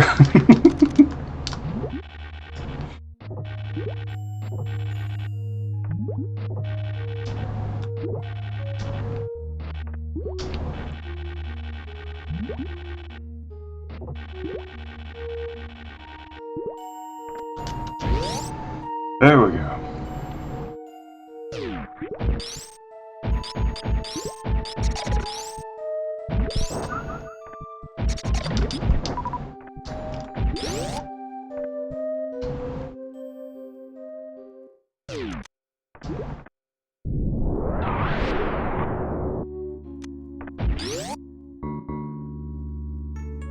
Considering how much the powerbomb lags the game, I'm wondering if it's literally checking every frame if there's something hitting it. It would be particularly inefficient, but it may have just been a limitation of the console at the time. Alright,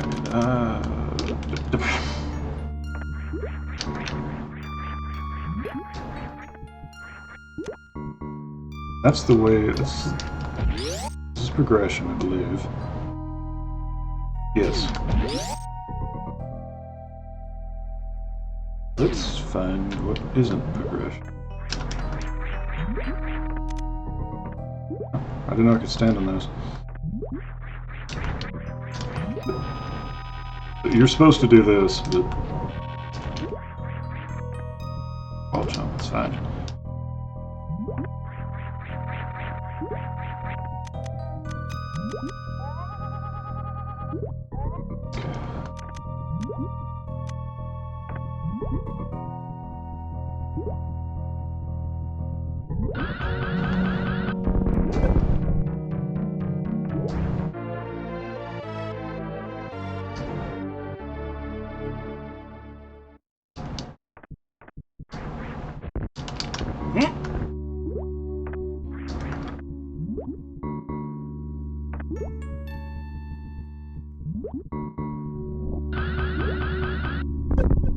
Oh, come on! Hit my head on a dang snail.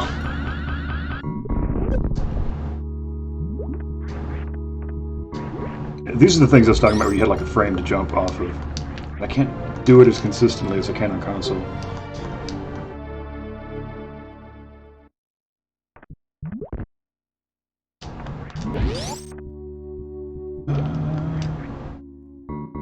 What was this direction? I've forgotten. I think it's a dead end, actually. This is an exit. Okay. You drop from the ceiling, come back to this area later.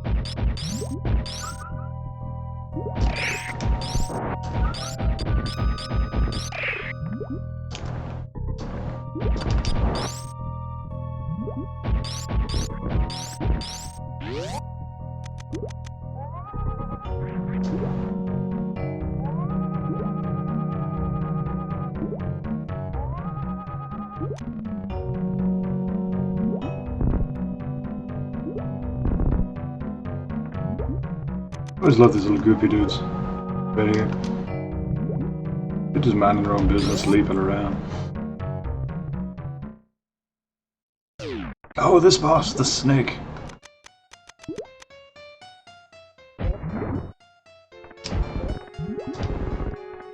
Snake crocodile. Eel. It's kinda cute.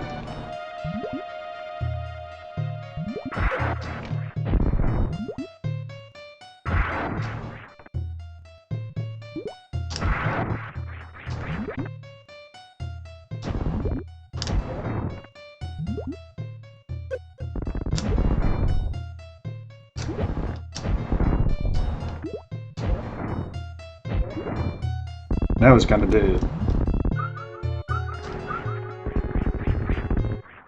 I mentioned in the previous stream how like Spazer exists to make things easier to hit. Because like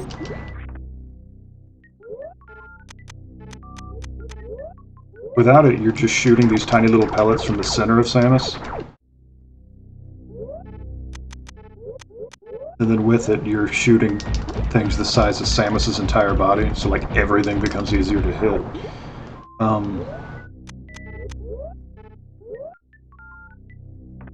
What I'm realizing now is like missiles and stuff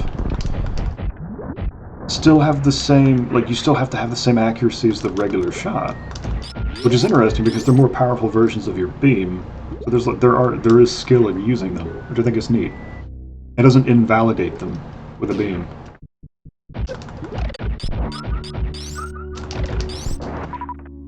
I believe. Yeah, okay.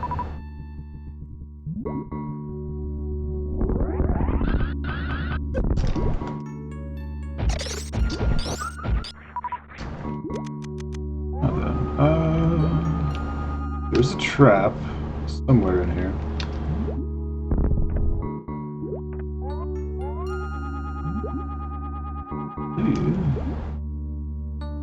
Yes, that's it. If I go up here and then down there and just straight towards it, I'll fall off into the... I have to go up. That was it.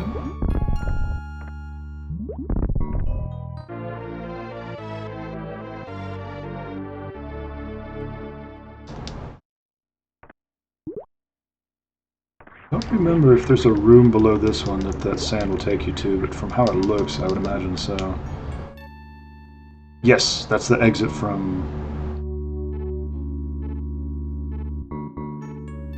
Do I want to check to see if there's anything down there?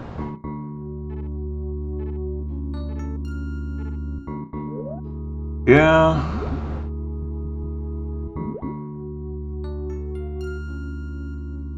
Don't think there is. No.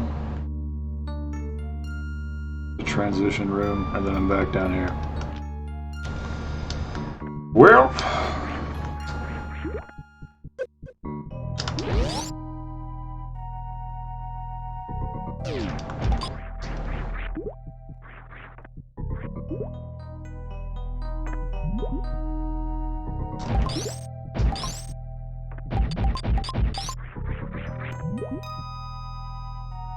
I genuinely can't tell if chat's screwed up or the chat thing is screwed up or if nobody's said anything in about an hour. Or a half hour, rather.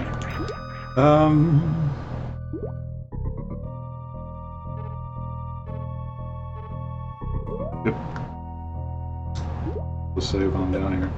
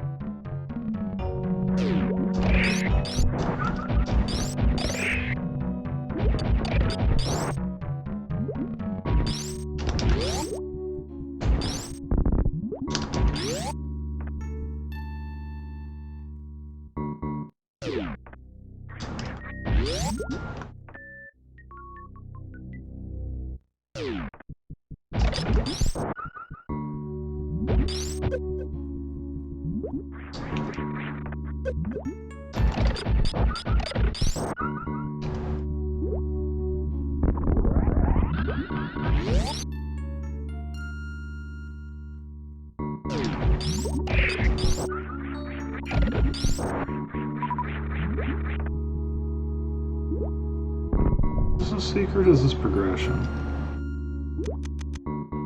This, yeah, the speed booster.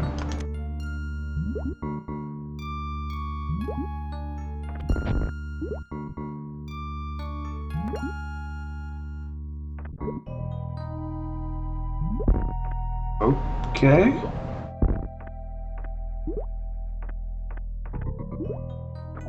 Oh, they got the little tongue action. I forgot about these dudes.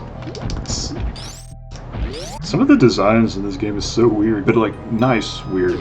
Oh, all that for missiles that I'm already maxed out on. Great.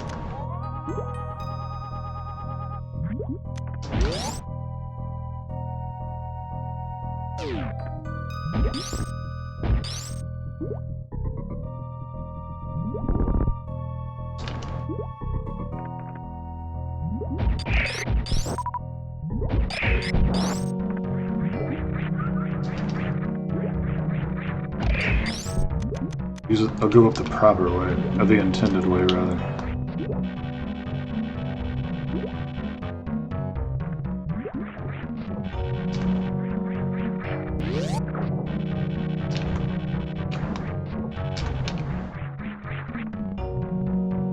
Like just wall jumping is just easier than the intended way. I do like that it tells you what... It forces you to an environment to understand that you're supposed to use the grappling hook to do this. And even these enemies are even destroyable by the grappling hook.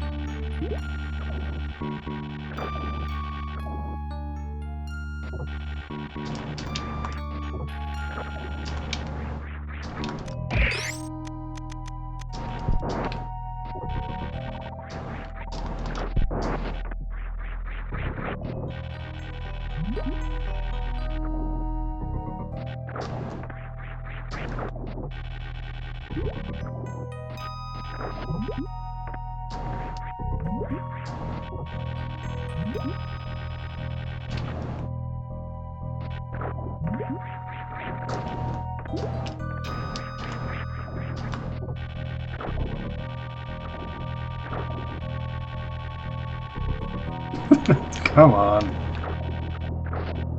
Fine.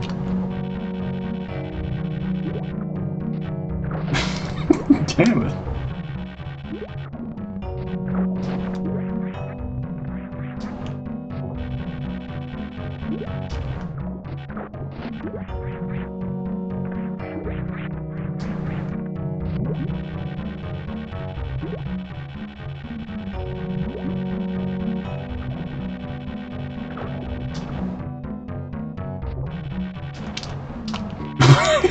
Shit.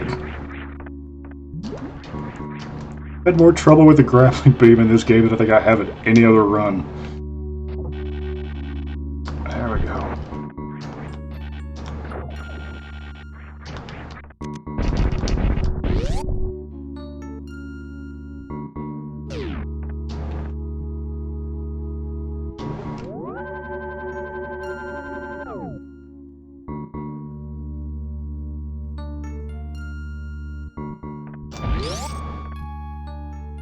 This is health. This is health.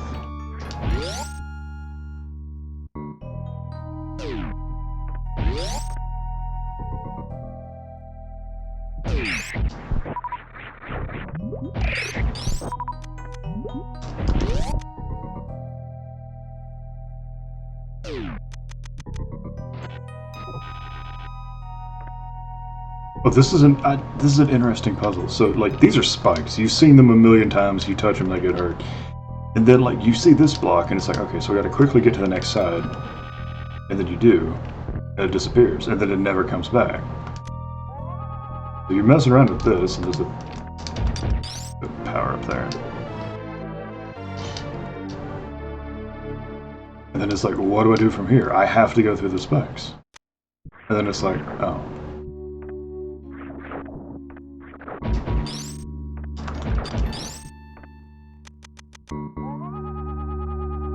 It is an illusion. Is there also an illusion? And there's also progression. It's a weird setup, but it's interesting.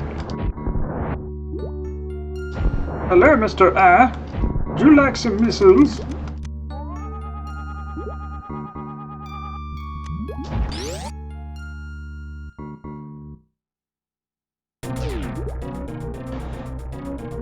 I think I would. Okay, so this is the easiest boss in the game, or one of the, or a fairly difficult one.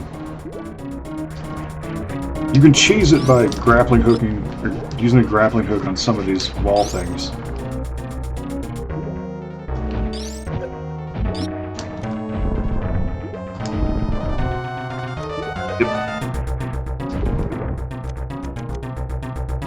Mr. Crabman, Mr. Crabman.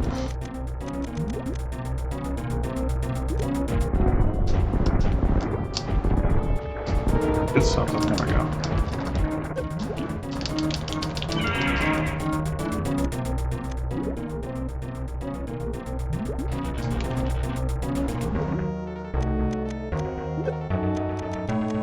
I'm gonna beat him legit, and if he's a pain in the ass, I'll just use it.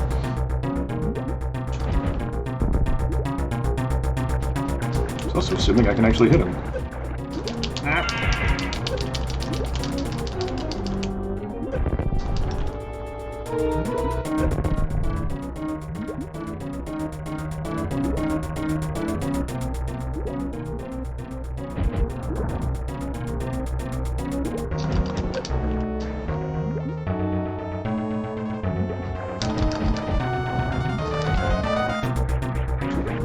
I never noticed that. If you get hit with the sticky stuff, it makes a beeline to you. That's interesting.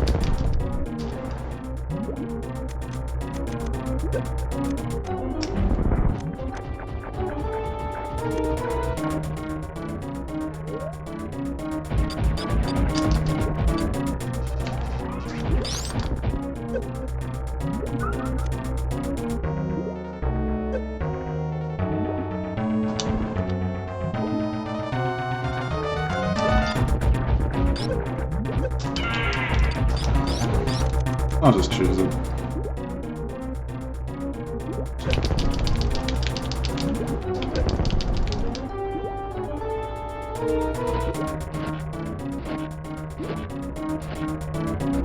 Maybe I won't.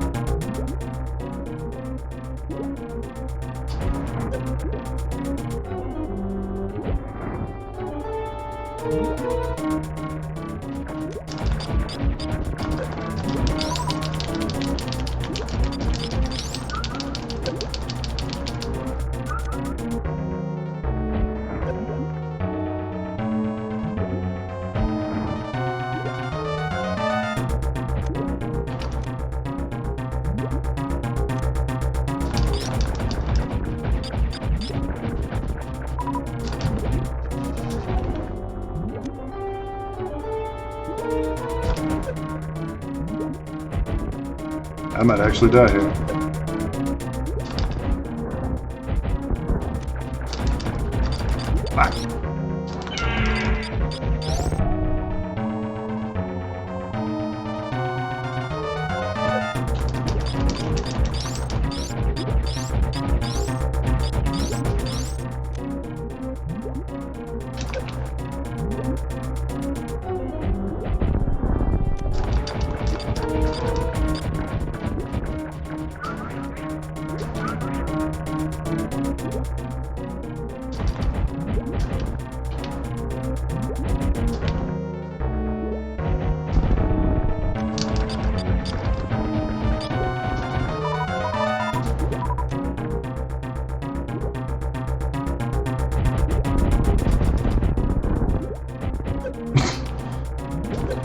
Jesus. There we go.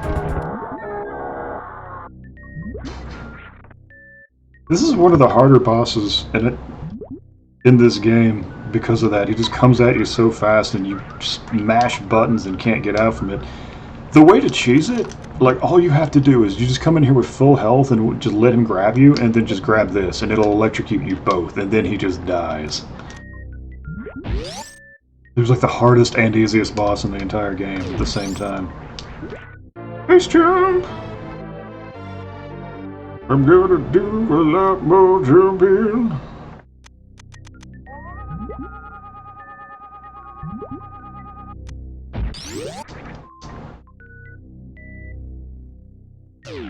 Naturally, you have to use it to escape the room, because that's how this rolls.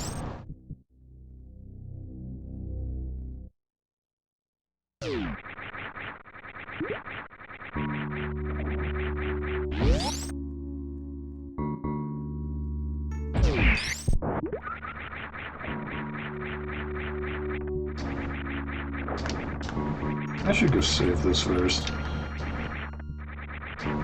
It's 2022 and Murphy's Law is everywhere. But there's an energy thing after this too.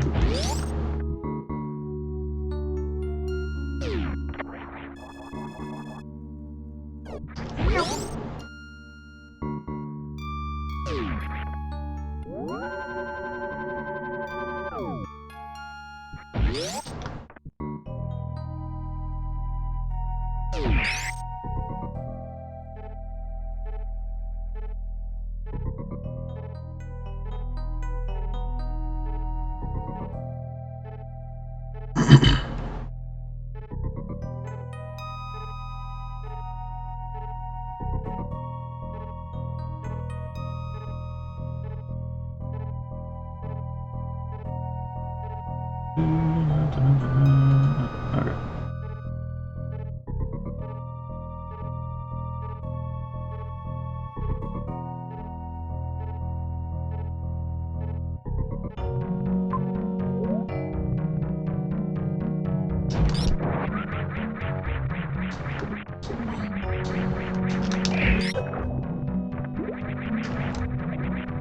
They make you run through this gauntlet explicitly so that when you get the thing that invalidates all of it, you can just be like, I don't have to do any of this shit anymore.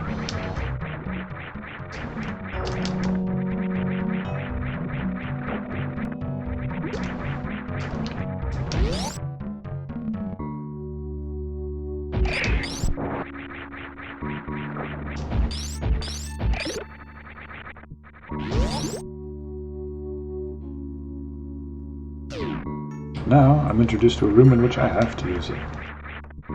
Make sure I'm not missing any. This is the shortcut back to that. Go up and get...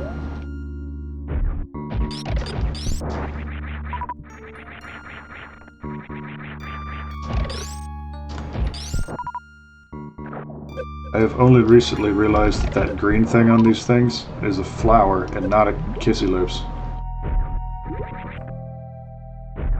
It just looks like a mouth to me.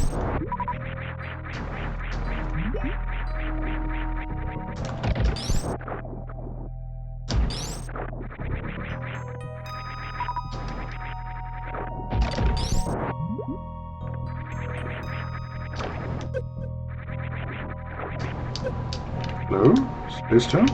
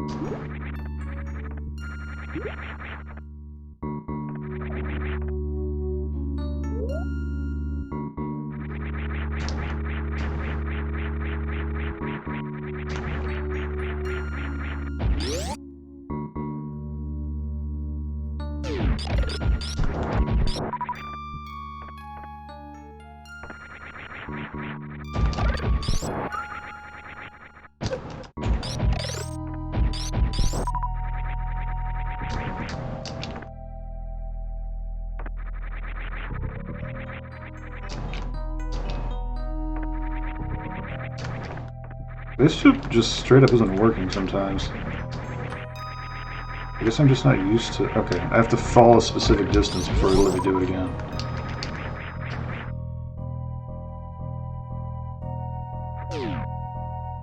This enemy only exists in this game, and it exists to explain the mechanic that I'm about to get. Oh, I should probably demonstrate. Nope, I can't now. Great. So do these enemies. Plasma! Get a freaking plasma beam!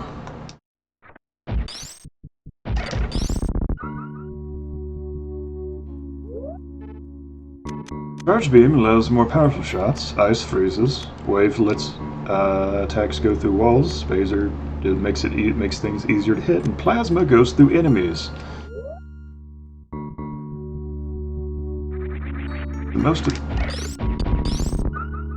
Combined with wave, it pretty much just replaces phaser. There's not really a reason to ever turn it back on, I don't think.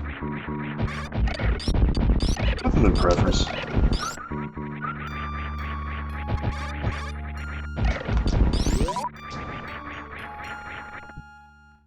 And we return to this, having seen that their gun is now extremely powerful. And it goes through a bunch of dudes. This game's really good at silent teaching. And I continue to wish that scaled up. The bigger games.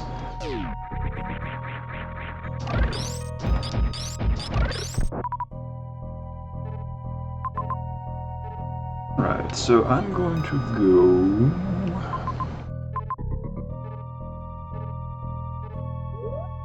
down...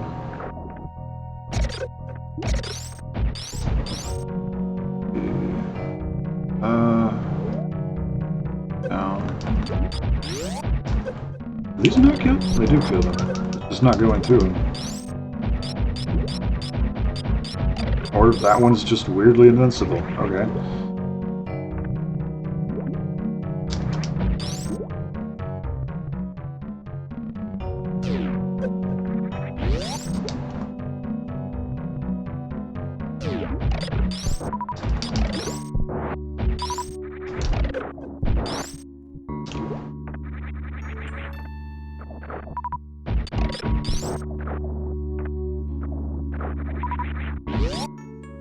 I mentioned the last stream that there's no coyote time in this, but honestly, you don't even think about it after a while.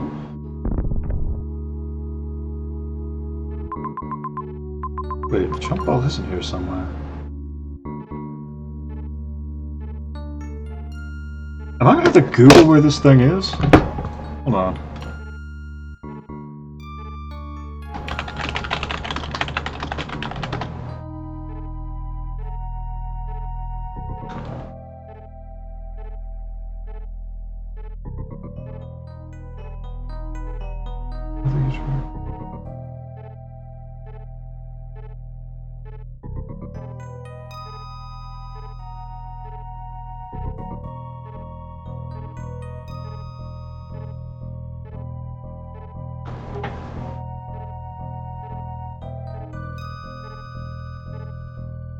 I can't believe I'm having to Google this. My memory is just that bad. Okay, that's where it is. I got it. In the direction I was heading.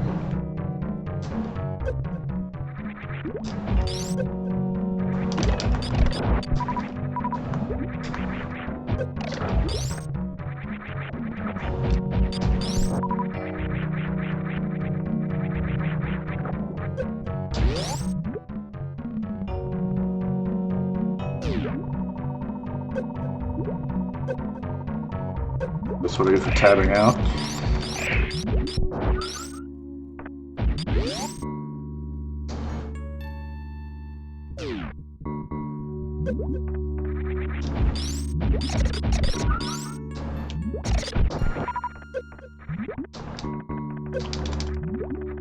Get out of the sand! Do it!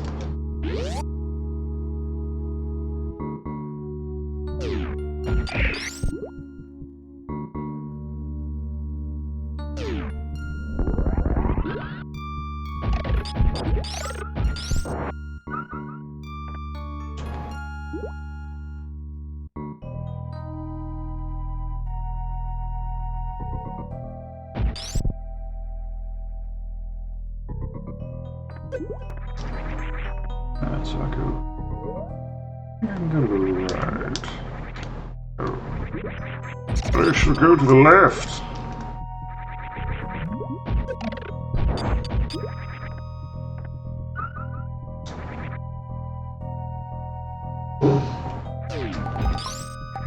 And here.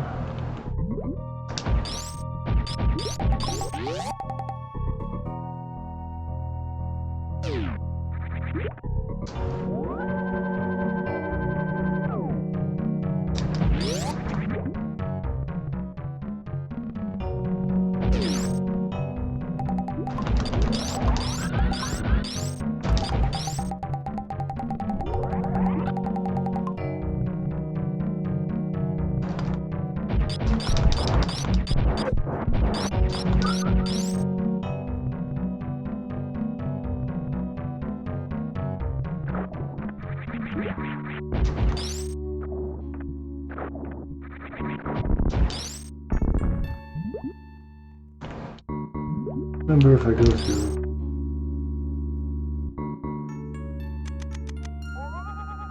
Okay. Might be intended to be using the jump ball to go get this, but I am not going to get that first and then coming back.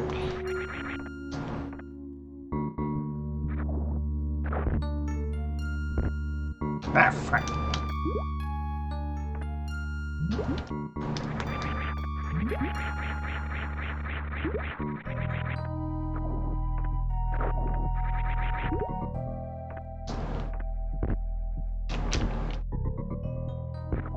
There we go.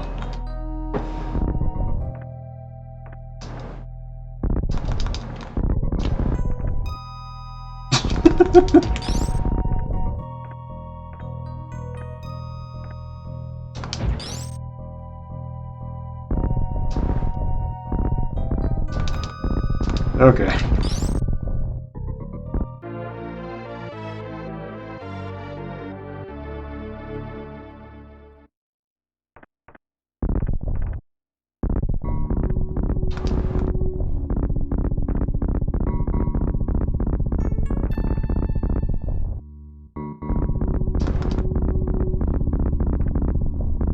There we go. I will never be able to bomb jump, but I can at least brute force it, and that's good enough.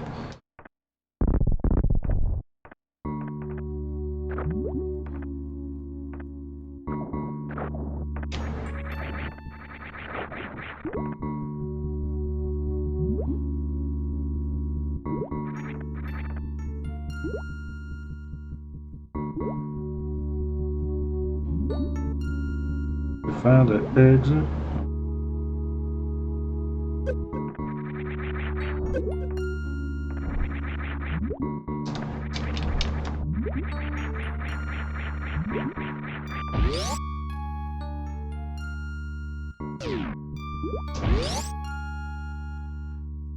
Right. We'll be right back. I have to go check on something.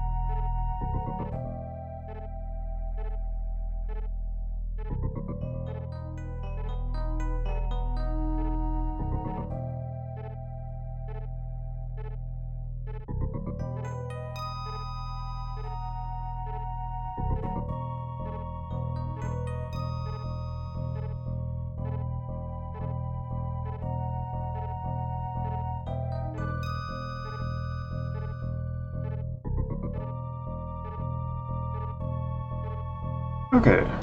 I've returned. Shoot more aliens.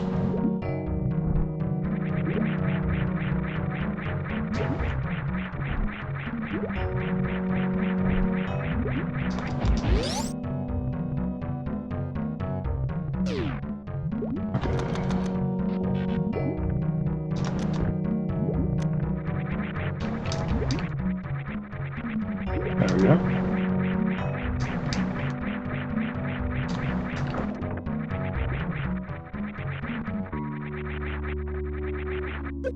Ah, I forgot about those dudes.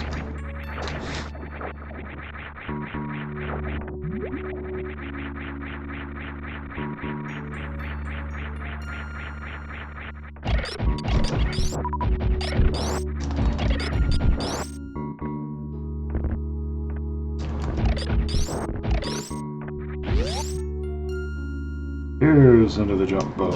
Oh, and this dude! I forgot about this dude. I didn't kill it. This guy is your friend. I don't know what he is. He's like a teddy bear head with a gun turret and spinny saw blades.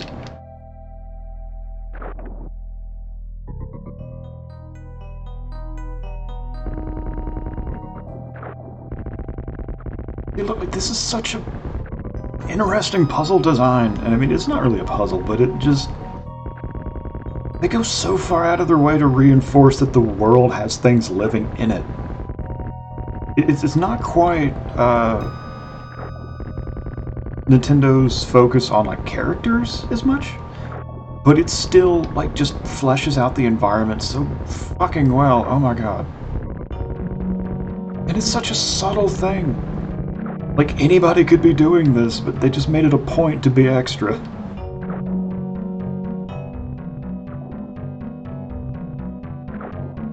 I could shoot him to get through faster, but the bro just did me a solid, and I will repay him with another solid.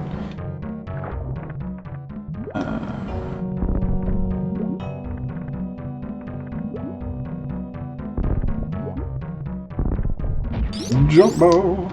Spring ball. I've been pronouncing it wrong this entire time. Or not pronouncing it wrong, just saying it wrong. I don't think that... I do not believe there is anything else in here. Okay. Jump!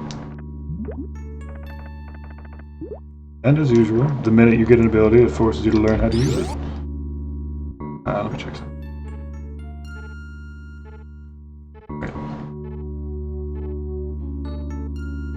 Okay.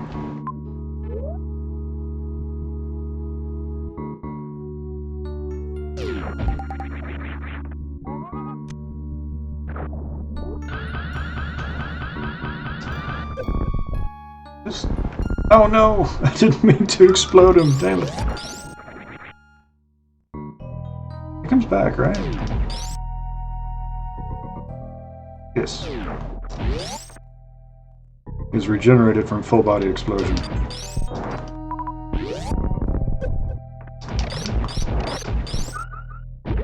don't think I can do anything in here. New.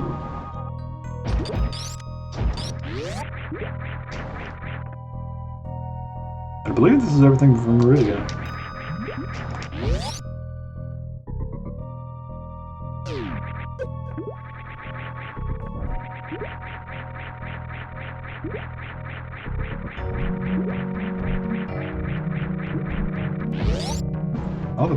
Do I have all the power-ups except for,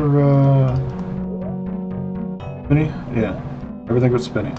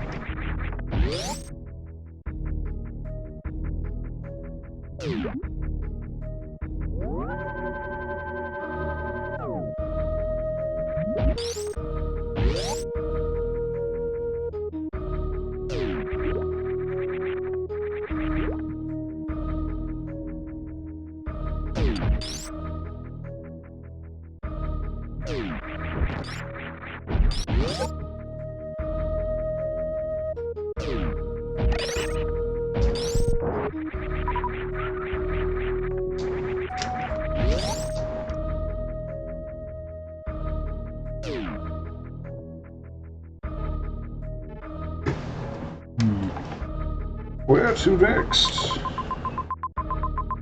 Ah. Brinstar.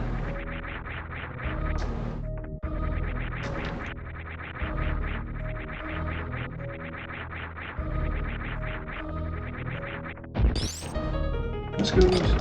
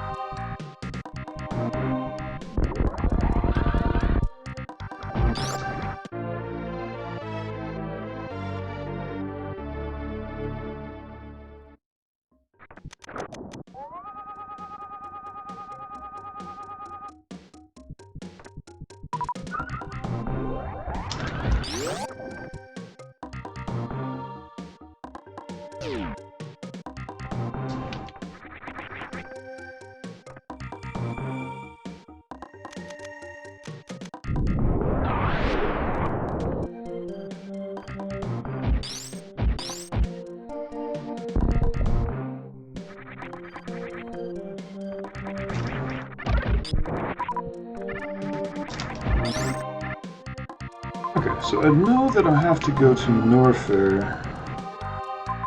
I don't remember if there's anything else I can get now.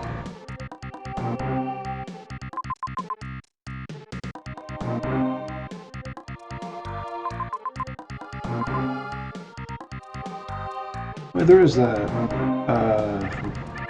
Go this way.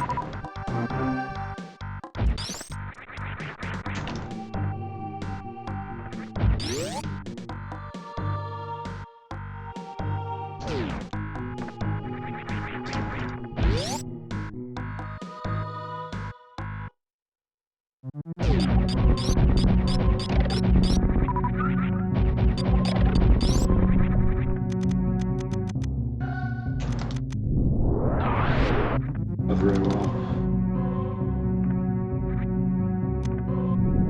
There we go.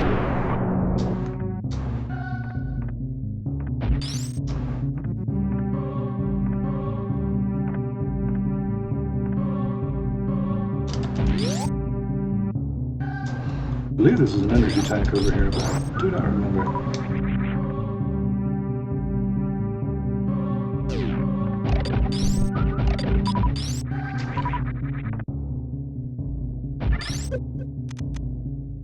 First, this requires so many different abilities. It's kind of interesting. Like there was the thing in the ceiling that required high jump, and then you use a power bomb to get that up, and then you have to use booster to get up there.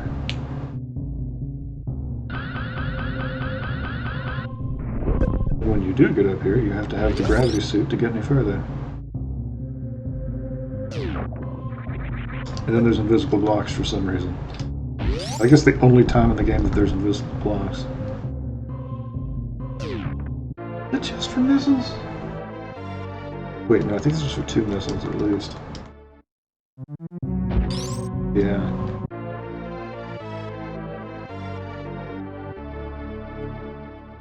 A lot of effort for 10 missiles, though.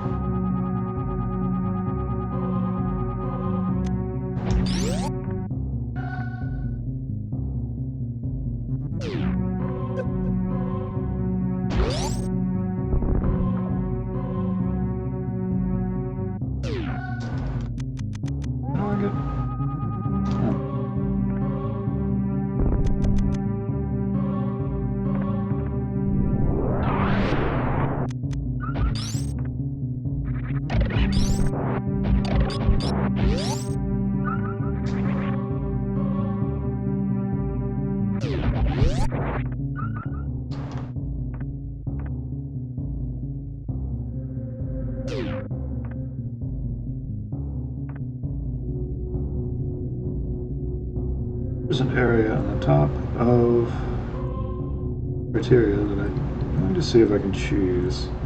Then I'm probably going to call it for the moment.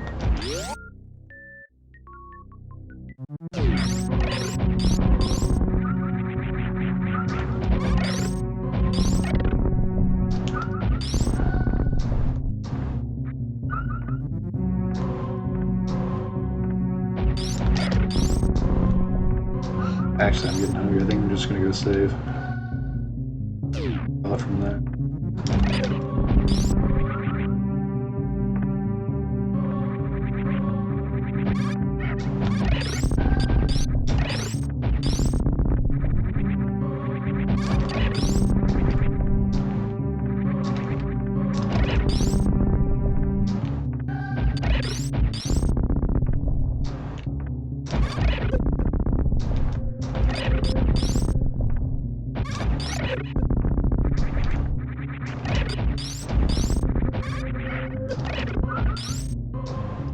I think that this room is specifically set up to mimic like Metroid 1 and to a lesser extent 2 rooms.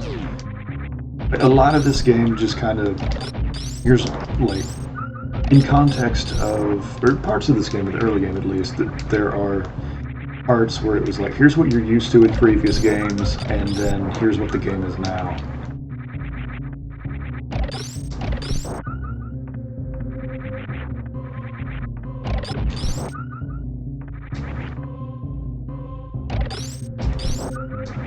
Like, these enemies were in previous games. I think those were too.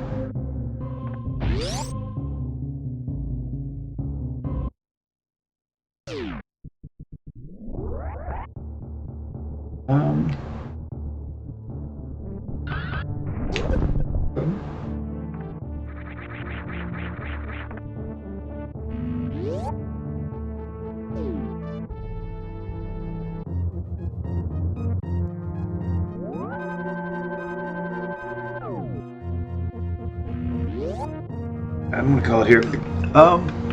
Thanks for hanging out. This has been fun. I don't really have a stream schedule, so I don't know when I'm going to be doing this again. Probably, I'm going to be trying to finish this in a few days, or in the near future in general, because this has been fun. I am working on a stream for my first game jam for in a couple of weeks when that launches, and that's probably going to be the big stream I'm going to be doing for a while.